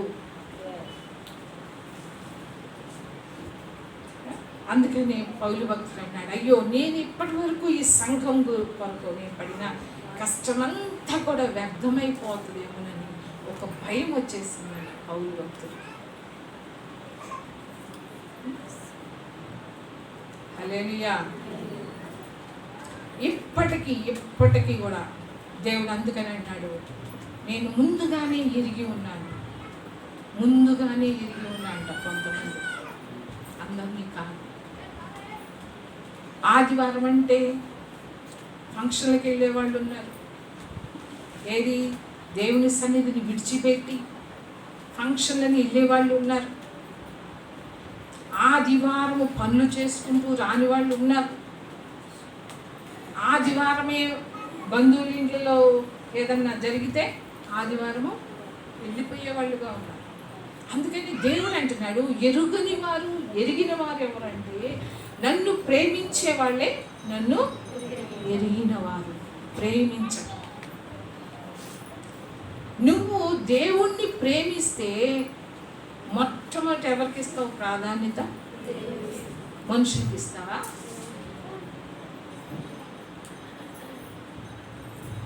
సైతాన్ని ముందుకు తీసుకొస్తుంది, ఒక పరీక్ష పెట్టి చేస్తాను. దేవుడు చూస్తూ ఉంటాడు, దెయ్యం కూడా చూస్తూ ఉంటాడు. ఈ బిడ్డ నన్ను ప్రేమిస్తుందా, ప్రేమించి నేను చెప్పిన మాట విని వెళ్ళకుండా ఉండదా? ఇవన్నీ ఉంటాయి, మనకేమో అర్థం కావు.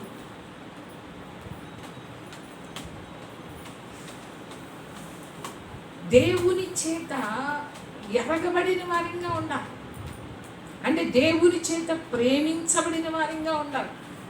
మనం అనుకోవచ్చు దేవుని లోకం ఎంతో ప్రేమించెను, అలానే శిష్యులలో కూడా మనం చూడండి, యేసు ప్రేమించిన శిష్యుడు అన్నట్టు. మిగతా వాళ్ళందరూ శిష్యులే కదా, ఎవరి గురించి అలా చెప్పలేదే. యేసు ప్రేమించిన శిష్యుడు అని ఉంటుంది. మిగతా వాళ్ళని అంటే ఏంటి? ఆ శిష్యుడు ఏం చేశాడు? యేసు ప్రభువుని ప్రేమించాడు. హల్లెలూయా. అంటే ఆ ప్రేమ ఎలా ఉండాలి అంటే అది ఒక స్పెషల్. ఆ ప్రేమ అనేది ఎత్తైన, అంటే ఎవరెస్ట్ శిఖరం అంత ఎత్తు అంటారు కదా, అంత ప్రేమతో ప్రేమించాడు. యోహాను అలా ప్రేమించాడు, అందుకని యేసు ప్రేమించిన శిష్యుడు. యోహాను కూడా ప్రేమించాడు. ఇంకొక మాట ఉంటుంది చూడండి, మత్తయి మొదటి యోహానులో ఉంటుంది చూడండి. యోహాను రాసిన మొదటి పత్రిక 3వ అధ్యాయం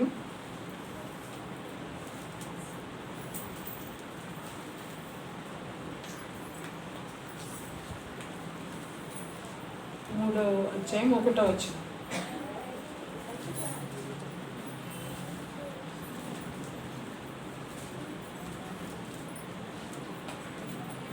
మనము దేవుని పిల్లలమని పిలువబడినట్లు తండ్రి మనకెట్టి ప్రేమ అనుగ్రహించెనో చూడుడి. మనము దేవుని పిల్లలమే, ఈ హేతువు చేత లోకము మనలను ఎరుగదు, ఏలయనగా అది ఆయనను ఎరుగలేదు. లోకం అంటే మనము దేవుని పిల్లలమే, అయితే లోకం మనల్ని ఎరుగదు అంట. లోకం మనల్ని అంటే లోకం మనల్ని ఏం చేస్తుందంటే ప్రేమించదు, ద్వేషిస్తుంది. లోకం ఏం చేస్తుంది? లోకం మనల్ని ఎరగదంట, లోకం మనల్ని ప్రేమించదు. లోకం మనల్ని ఏం చేస్తుంది?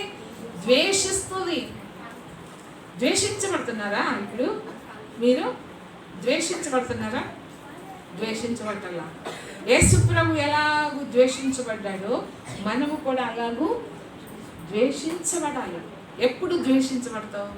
వాళ్ళు నిన్ను ఒక పంటకి పిలుస్తారు, లేకుంటే ఒక కార్యానికి పిలుస్తారు, ఏదో ఒక దానికి పిలుస్తారు. పిలిచినప్పుడు నువ్వు వెళ్ళలేదనుకో ఏం చేస్తారు? నిన్ను ఏదో ఒక మాట, అది నీకు ఆశీర్వాదమా లేదంటే వాళ్ళు ఏమైనా ఫీల్ అవుతారని వెళ్తున్నారు. కొంతమంది ఏమంటారు, అమ్మో వెళ్ళకపోతే ఫీల్ అవుతారు. మొన్న మా చెల్లెలు గారు అబ్బాయికి పెళ్ళయింది, ఒకడే ఒక్క కొడుకు అమ్మాయికి, ఇక్కడే హైదరాబాద్లోనే అమీర్పేటలోనే పెళ్ళయింది. ఊరు నుంచి అందరూ వచ్చారు, 2 బస్సులు ఒక బస్సు ఏదో వేసుకొని వచ్చారు. తర్వాత అక్కడ మళ్ళీ ఇక్కడ అంత గ్రాండ్గా చేశారు. అబ్బాయి కూడా అమెరికాలో ఉంటాడే, మా చెల్లి కొడుకు. మళ్ళీ ఇంటికి వెళ్ళిన తర్వాత అంత గ్రాండ్గా రిసెప్షన్ చేశారంట. వాళ్ళ వ్రతాలు కానీ వాళ్ళ ఫంక్షన్లు చాలా చేశారు. తర్వాత మా పెద్దక్క వెళ్ళినప్పుడు అందంట, నిన్న ఫోన్ చేసి చెప్తాను, నేను వాళ్ళ అబ్బాయి పెళ్ళికి వెళ్ళాను కానీ అక్క నా పెళ్ళికి, మా అబ్బాయి పెళ్ళికి రాలేదు. ఏం చేస్తారు ఇప్పుడు? ఏదో ఒకటి అనుకుంటారు కదా, ఈసారి మనం వెళ్ళకూడదను లాంటి ఏదో ఒకటి అనుకుంటారు. అది మంచిదా చెడ్డదా? మరి మనం ఏం చేస్తున్నారు? లోకము చేత మీరు ప్రేమించబడుతున్నారా? లోకము చేత మీరు ద్వేషించబడుతున్నారా? చెప్పండి. అమ్మ వాళ్ళు ఫీల్ అవుతారు వెళ్ళకపోతే, రేపు మా అబ్బాయి పెళ్ళికి రారు, మా అమ్మాయి పెళ్ళికి రారు, మా ఫంక్షన్కి ఏ ఫంక్షన్లకి రారు. ఇదే కదా మీ బాధ, ఇదే కదా. ఎందుకు మరి శుభ్రంగా అటే ఉంటే పోయా, వాళ్ళు బాధపడతారు కదా, వాళ్ళు ఫీల్ అవుతారు కదా. ఎందుకు? వాళ్ళు నమ్ముకున్న దేవుడిని మీరు కూడా నమ్ముకోవచ్చు కదా.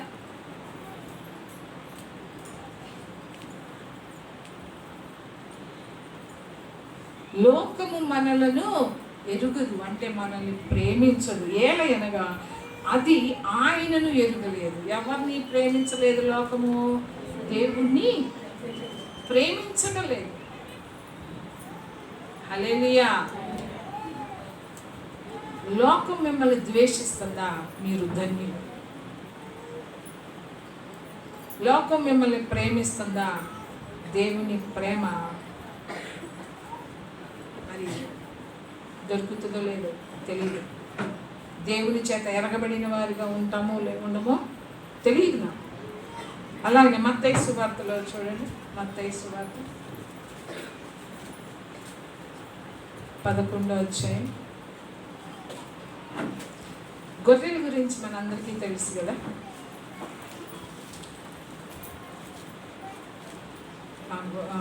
మత్తయి సువార్త 11వ అధ్యాయంలో తర్వాత వెళ్దాం యోహాను సువార్తకి.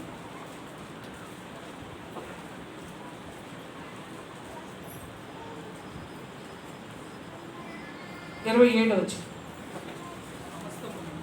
సమస్తమును నా తండ్రి చేత నాకు అప్పగించబడి ఉన్నది. తండ్రి కాక ఎవ్వడును కుమారుని ఎరుగడు, కుమారుడు గాకను కుమారుడు ఎవనికి ఆయనను బయలుపరచ ఉద్దేశించునో వాడు గాకను మరి ఎవడును తండ్రిని ఎరగడు. కుమారుడు ఎవరికైతే బయలుపరచ ఉద్దేశించి ఉన్నాడో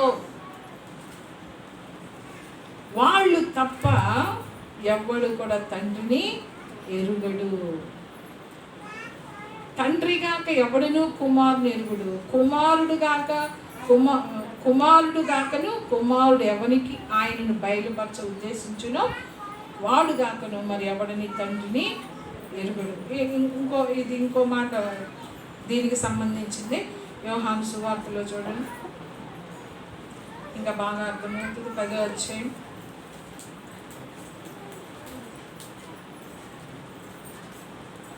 15వ వచనం.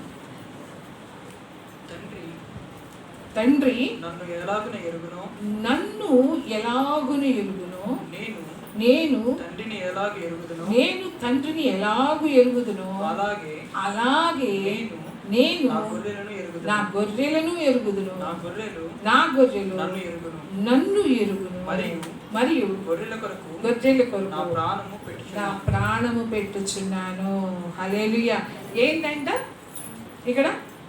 తండ్రి నన్ను ఎలా ప్రేమించాడో, అంటే తండ్రి నన్ను ఎలాగూ ఎరుగును అంటే తండ్రికి తెలియదా తన కుమారుడు ఏంటని?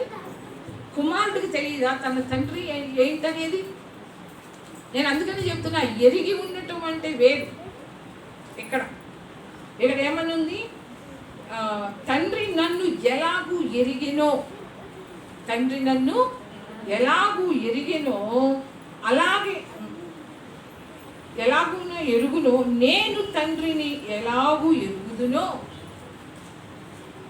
తండ్రి నన్ను ఎలాగూ ఎరుగునో, నాకు తండ్రి ఎలాగూ ఎరుగునో నన్ను అంటే, అలాగే నా గొర్రెలు నేను కూడా ఎరుగుదును, నా గొర్రెలు కూడా నన్ను ఎరుగు.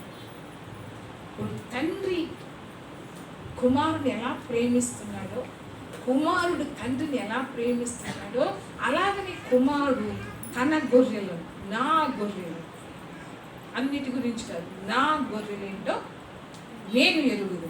నా గొర్రెలు అంటే నా గొర్రెలు నేను ప్రేమిస్తున్నాను.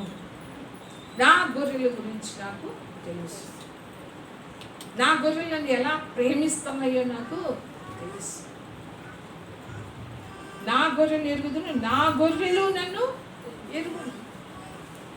నా గొర్రెలు కూడా అలాగనే నన్ను, తండ్రి కుమారుని ఎలాగ ఎరిగి ఉన్నాడో, కుమారుడు తండ్రిని ఎలాగ ఎరిగి ఉన్నాడో, అలాగుని ప్రభు ఏమన్నాడు? నా గొర్రెలు కూడా నేను ఎరుగుదును, అలాగే నా గొర్రెలు కూడా నేను నన్ను.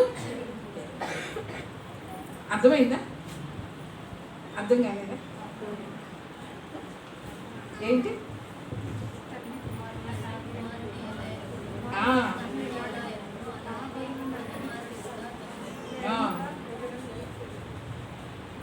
తండ్రి తన కుమారుని, మళ్ళీ చదువుతారు, జాగ్రత్తగా వినండి, అందుకని జాగ్రత్తగా వినాలని చెప్తారు.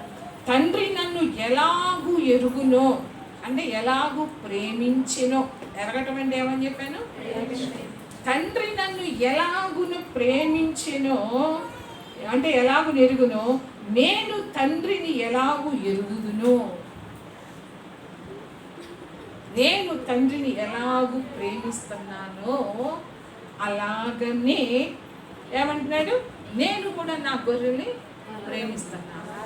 నా తండ్రి నన్ను ఎలా ప్రేమిస్తున్నాడో నేను నా గొర్రెలు అలాగనే ప్రేమిస్తున్నాను. నా గొర్రెలు కూడా నన్ను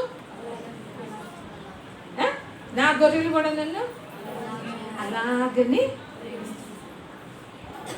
తేడా ఏమన్నా ఉంది ఇక్కడ?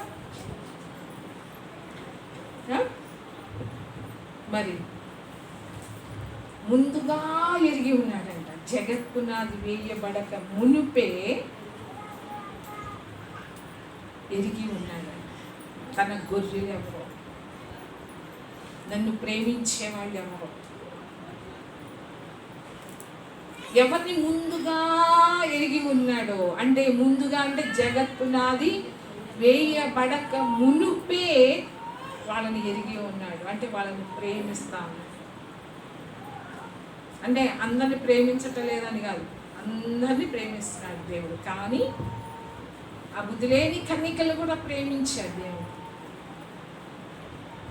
ప్రభువా ప్రభువా అని పిలిచే ఆళ్ళను కూడా దేవుడు ప్రేమించాడు. కానీ వాళ్ళు ఎవ్వరు కూడా దేవుని చేత ఎరగబడిన వారుగా లేరు. నువ్వెవరో నాకు తెలియదు అంటారు, ఎరగనంటున్నాడు. నిశ్చయముగా నేను చెప్తున్నా, నేను మిమ్మల్ని ఎరుగను. కానీ ఇంకో మాట ఏమన్నాడు? ప్రభు తన వారిని ఎరుగును. విశేషముగా దేవుని చేత ఎరుగబడిన వారుగా ఉంటారు కొంతమంది. అంటే దేవుని చేత ప్రేమించబడిన వారిగా ఉంటారు. నా గొర్రెలు నేను ఎరుగుదును, నా గొర్రెలు కూడా నన్ను ఎరుగును, నా గొర్రెలు నన్ను ప్రేమిస్తాయి. నేను వాళ్ళని ప్రేమిస్తాను. హల్లెలూయా. దేవుని సన్నిధిని ఆషామాషిగా తీసుకుంటారు, దేవుణ్ణి ప్రేమించరు. ఇంకొక వాక్యం చూద్దాం. ఇక్కడే యోహాను సువార్తలోనే చూడండి 26 చూడండి. అయితే మీరు నా గొర్రెలలో చేరిన వారు కారు కనుక మీరు నమ్మరు. నా గొర్రెలు నా స్వరము వినును, నేను వాటిని ఎరుగుదును, అవి నన్ను వెంబడిస్తాయి. నన్ను ఎవరైతే ప్రేమిస్తున్నారో వాళ్ళు ఏం చేస్తారంట?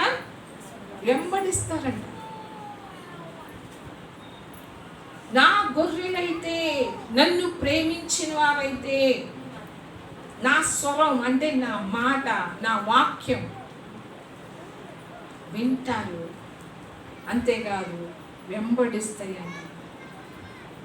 నా స్వరం వింటాయి, నా వాక్యం వింటాయి. ఆ గొర్రెలు ఎవరో నాకు తెలుసు, నేను వాటిని ఎరుగుదును, వాటిని నేను ప్రేమిస్తున్నా, అవి నన్ను వెంబడిస్తాయి. నన్ను ప్రేమిస్తాయి కాబట్టి నన్ను వెంబడిస్తాయి. వెంబడించే వారంగా ఉండాలి. ఆయన గొర్రెలమైతే, ఆయన ప్రేమించే వాళ్ళమైతే, దేవుని చేత ఎరుగబడిన వారముగా ఉంటే మనం ఏం చేస్తాం? ఆయన్ని వెంబడిస్తాం, ఆయన ప్రేమిస్తాం, ఆయన్ని ప్రేమించటం అంటే ఆయన్ని వెంబడిస్తావు. నాకు లోబడతాయి, నా స్వరానికి లోబడతాయి, అంటే నా వాక్యానికి లోబడతాయి, ఆ వాక్యాన్ని అనుసరించి నడుచుకుంటాయి.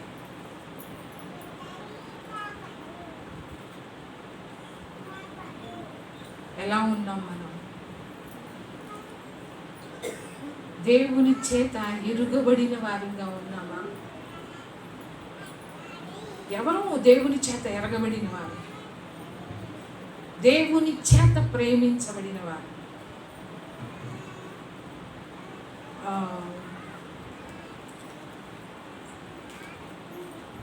మొదటి వాక్యానికి వెళ్దాం.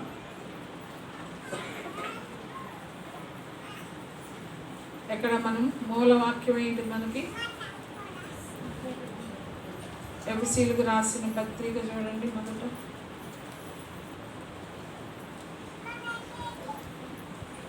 మొదటి అధ్యాయము.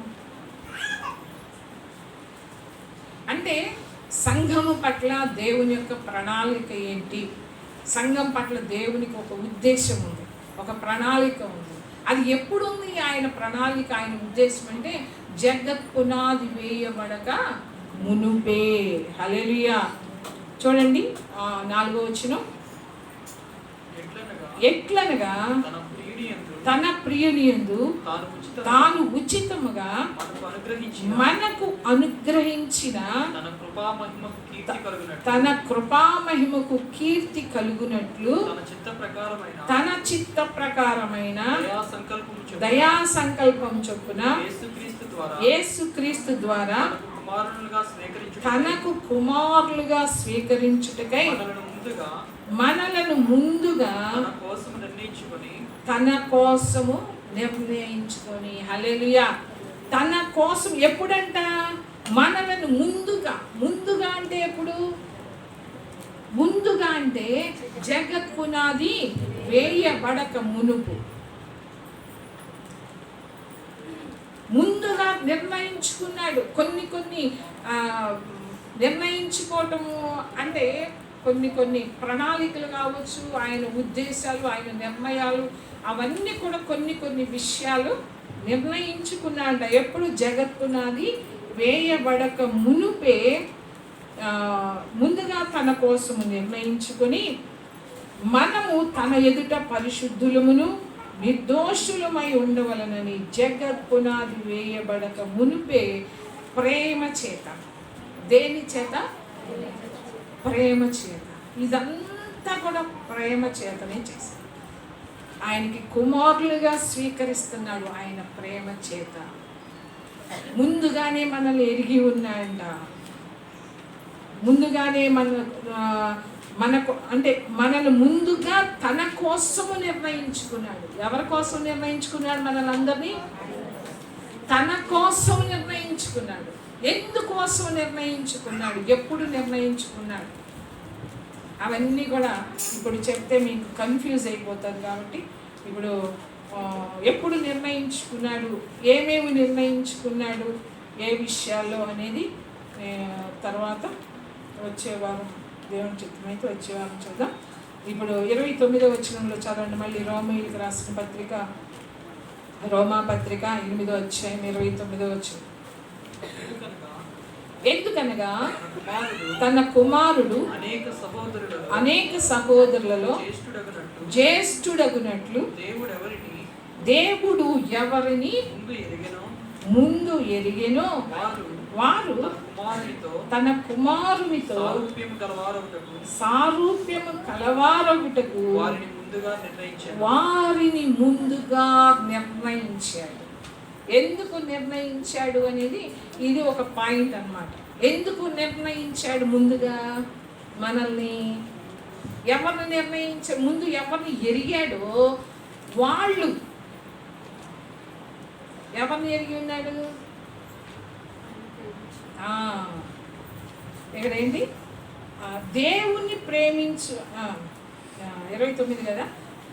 దేవుడు ఎవరిని ముందు ఎరిగెనో అంటే ఎవరిని ప్రేమించెనో అంటే ముందంటే జగత్తున్నది వేయబడక మునిపే ఎవరినైతే ఎరిగి ఉన్నాడో అంటే ఎవరినైతే ప్రేమించాడో వారు తన కుమారునితో సారూప్యము కలవారగుటకు. తన కుమారునితో సారూప్యం. వాళ్ళు ఎలా కావాలంట? ముందుగా ఎవరైతే దేవుడు ముందుగా ఎరిగి ఉన్నాడో వాళ్ళని ఏం చేస్తాడు? తన కుమారునితో సారూప్యము కలవారిగా చేయడానికి ముందుగానే నిర్ణయించుకున్నాడు. అంటే జగత్పునాది వేయబడక మునుపే నిర్ణయించుకున్నాడు. ఏమని నిర్ణయించుకున్నాడు? తన కుమారుని సారూప్యములోనికి రావటానికి. హల్లెలూయా.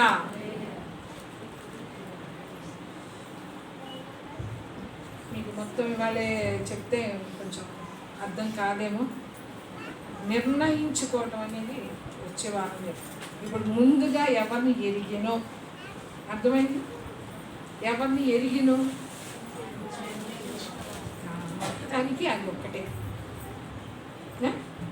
ప్రభు తన వారిని ఎరుగును, తండ్రి తన కుమారుని ఎరుగును, కుమారుడు కూడా తన తండ్రిని ఎరుగును. అలాగనే కుమారుడు కూడా తన గొర్రెల్ని ఎరుగును, గొర్రెలు కూడా ప్రభువుని నా గొర్రెలు నన్ను ఎరుగును అంట. ఎలా నా తండ్రి నన్ను అంటే ఎలా ప్రేమించాడో అలాగనే నేను కూడా నా గొర్రెల్ని అలా నా గొర్రెలు కూడా నన్ను. ఎవరైతే ప్రభువుని ప్రేమిస్తారో వాళ్ళు దేవుని చేత ఎరుగబడిన వారిగా. ఇక్కడ మనకి ఇంకా చదవండి. అది ముందుగా నిర్ణయించాడు అంటే వాళ్ళని ముందుగానే నిర్ణయించాడు అన్నమాట. ముందుగా నిర్ణయించాడు. మరియు ఎవరిని ముందుగా నిర్ణయించాడో జగత్పునాది వేయబడక మునుపే ఎవరిని ముందుగా నిర్ణయించుకున్నాడో వాళ్ళని పిలిచాడంట. వాళ్ళని పిలిచాడు. అందుకని మనకి వాక్యంలో ఉంది కదా, పిలువబడిన వారు అనేకులు, ఏర్పరచబడిన వారు.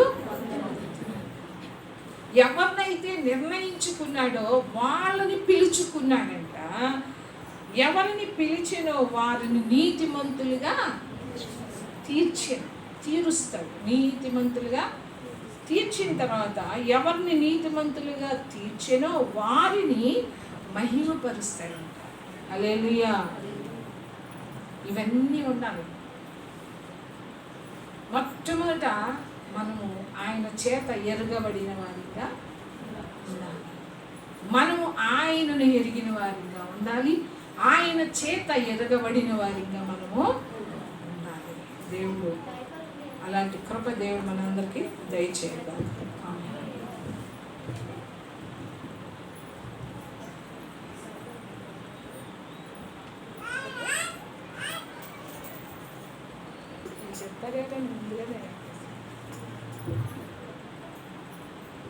సరే, ఇంకా ఎక్కువ చెప్తే మీకు అర్థం కాదు, కానీ ప్రార్థన చేసుకున్నాం. గుర్తుపెట్టుకోండి, సంఘానికి వచ్చే వాళ్ళందరినీ కూడా దేవుని చేత ఎరగబడిన వారుగా ఉండరు. అందుకని వాళ్ళని బుద్ధి లేని కన్నికలను ఏమంటున్నాడు? మీరెవరో నేను ఎరగనని నిశ్చయముగా చెప్పుచున్నాను. ప్రభువా ప్రభువా అని పిలుస్తారు, ప్రార్థన చేస్తారు, అద్భుతాలు చేస్తారు, ఆశ్చర్యకార్యాలు చేస్తారు, స్వస్థపరుస్తారు, దెయ్యాలు ఎలగొడతారు. అయినా నిన్ను నేను ఎన్నడూ అంటే నేను నిన్ను ఎప్పుడు కూడా నేను నిన్ను ప్రేమించలేదు. హల్లెలూయా. ఆయన నామములోనే చేసినప్పటికీ ప్రభు అంటున్నాడు, నిన్ను నేను ఎన్నడూ ఎరగను.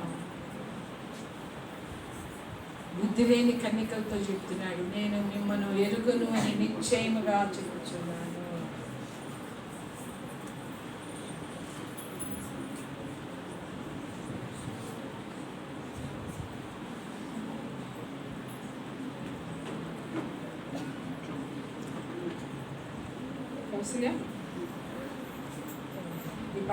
ఎవరు సమీపించాలి?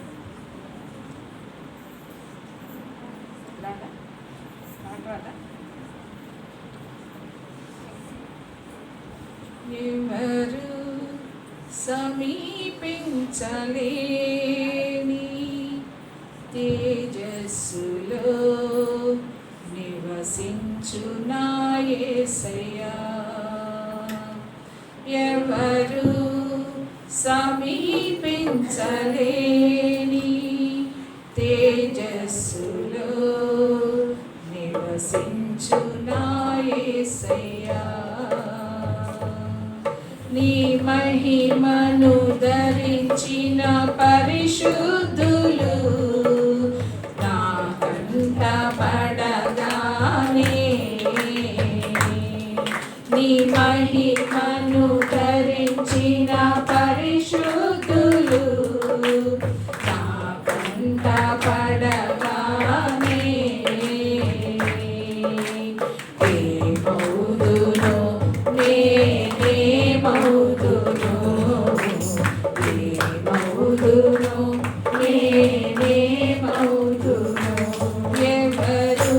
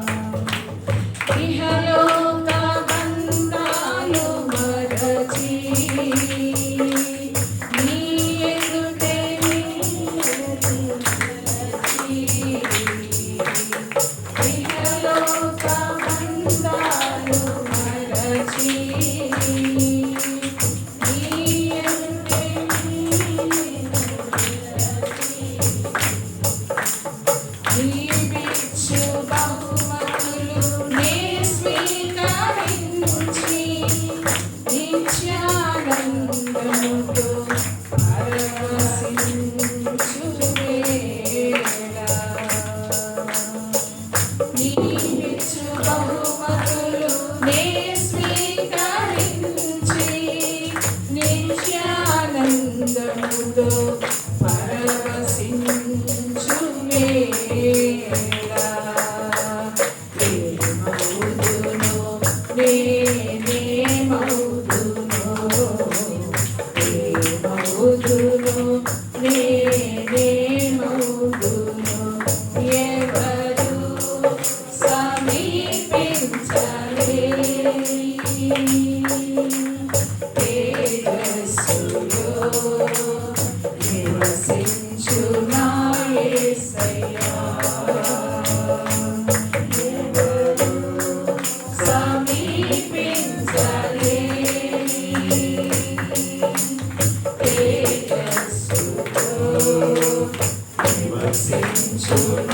యేసయ్యా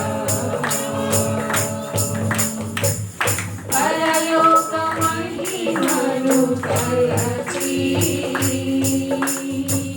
నీ పాద పద్మములపై పరలోక మహిమను తలచి నీ పాద పద్మములపై ఊరికి పరలోక సైన్య సమూహాలతో కలసి నిత్యారాధన చేయు ప్రశాంత వేళ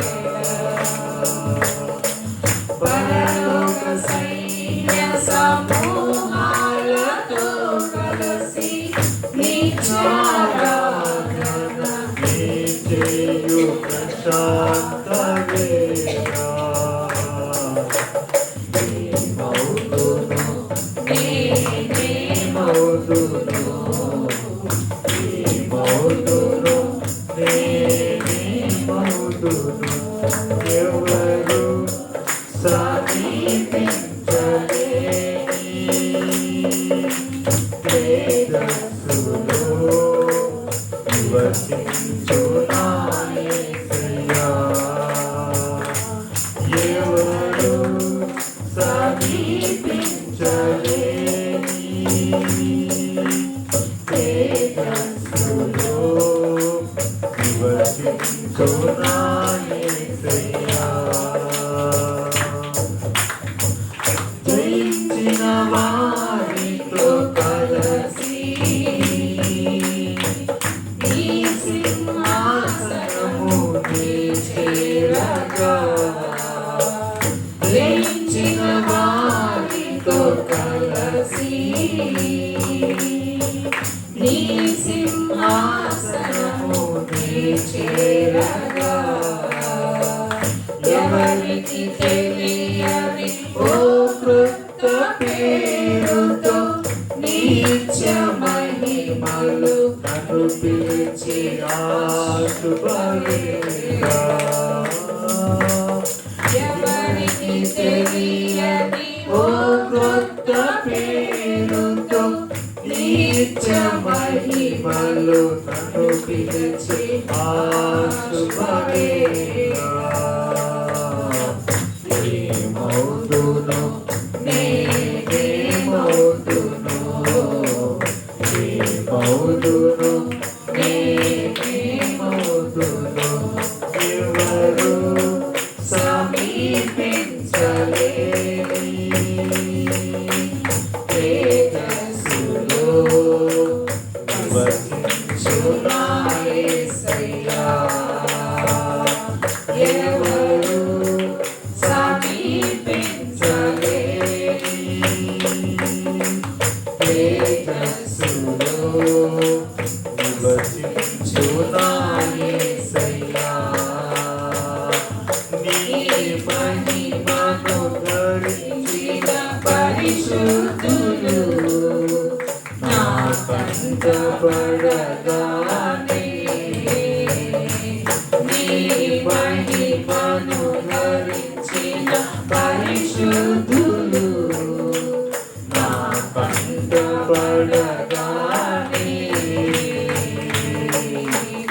ఏమవుతును నేనేమవుతును ఏమవుతును నేనేమవుతును ఏమవుతును నేనేమవుతును ఏమవుతును నేనేమవుతును. ప్రార్థన చేసుకున్నాం.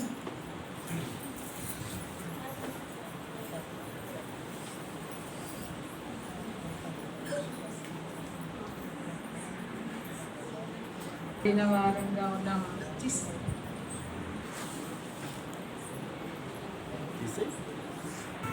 సకల ఆశీర్వాదాలకు కారణభూతుడైనటువంటి మా పరలోకపు తండ్రి నీ పాదాలకు వందనాలు చెల్లిస్తున్నాం ప్రభా.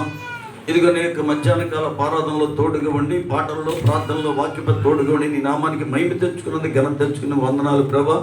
ఇదిగో బిడ్డలైనటువంటి వాక్యం నాయన ప్రభా, బిడ్డల హృదయాల్లో విత్తబడినటువంటి వాక్యం 30దంతలు 60దంతలు 100ంతలుగా ఫలించే భాగ్యాన్ని దయచేసి వేడుకుంటున్నాను ప్రభా.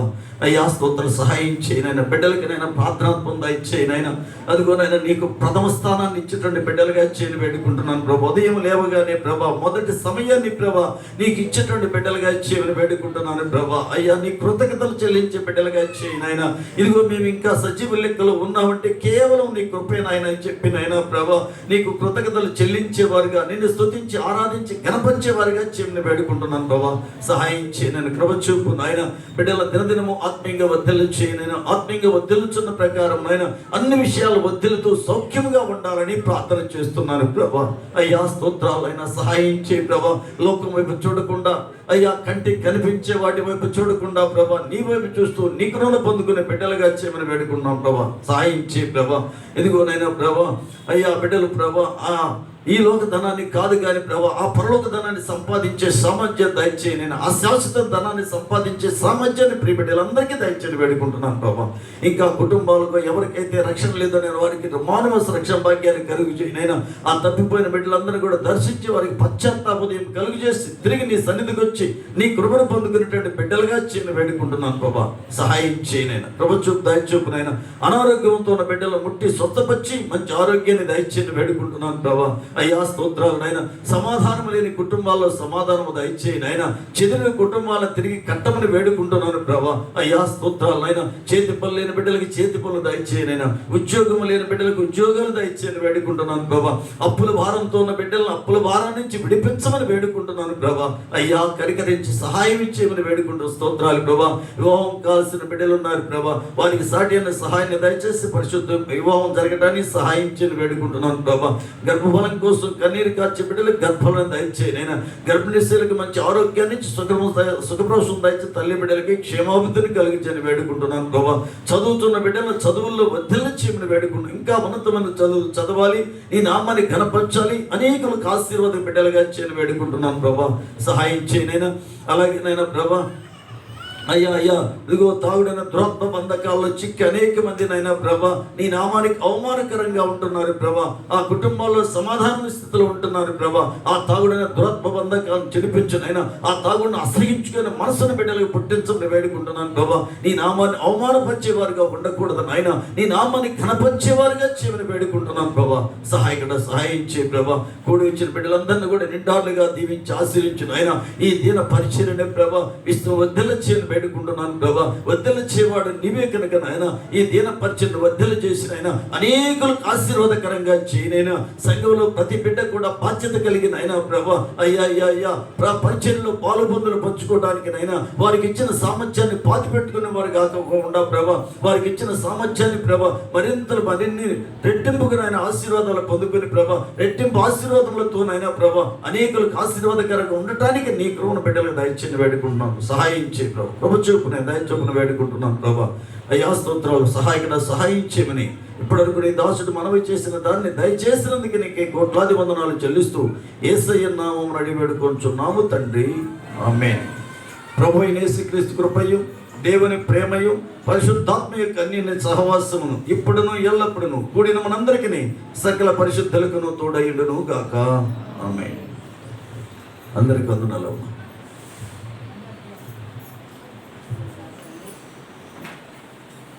ప్రార్థన చేయండి. అది అరుణ గురించి చేస్తున్నారా? అరుణ గురించి అబ్బాయి పుట్టాలని చేయండి. ఇంకా ఎవరి గురించి చెప్పారు?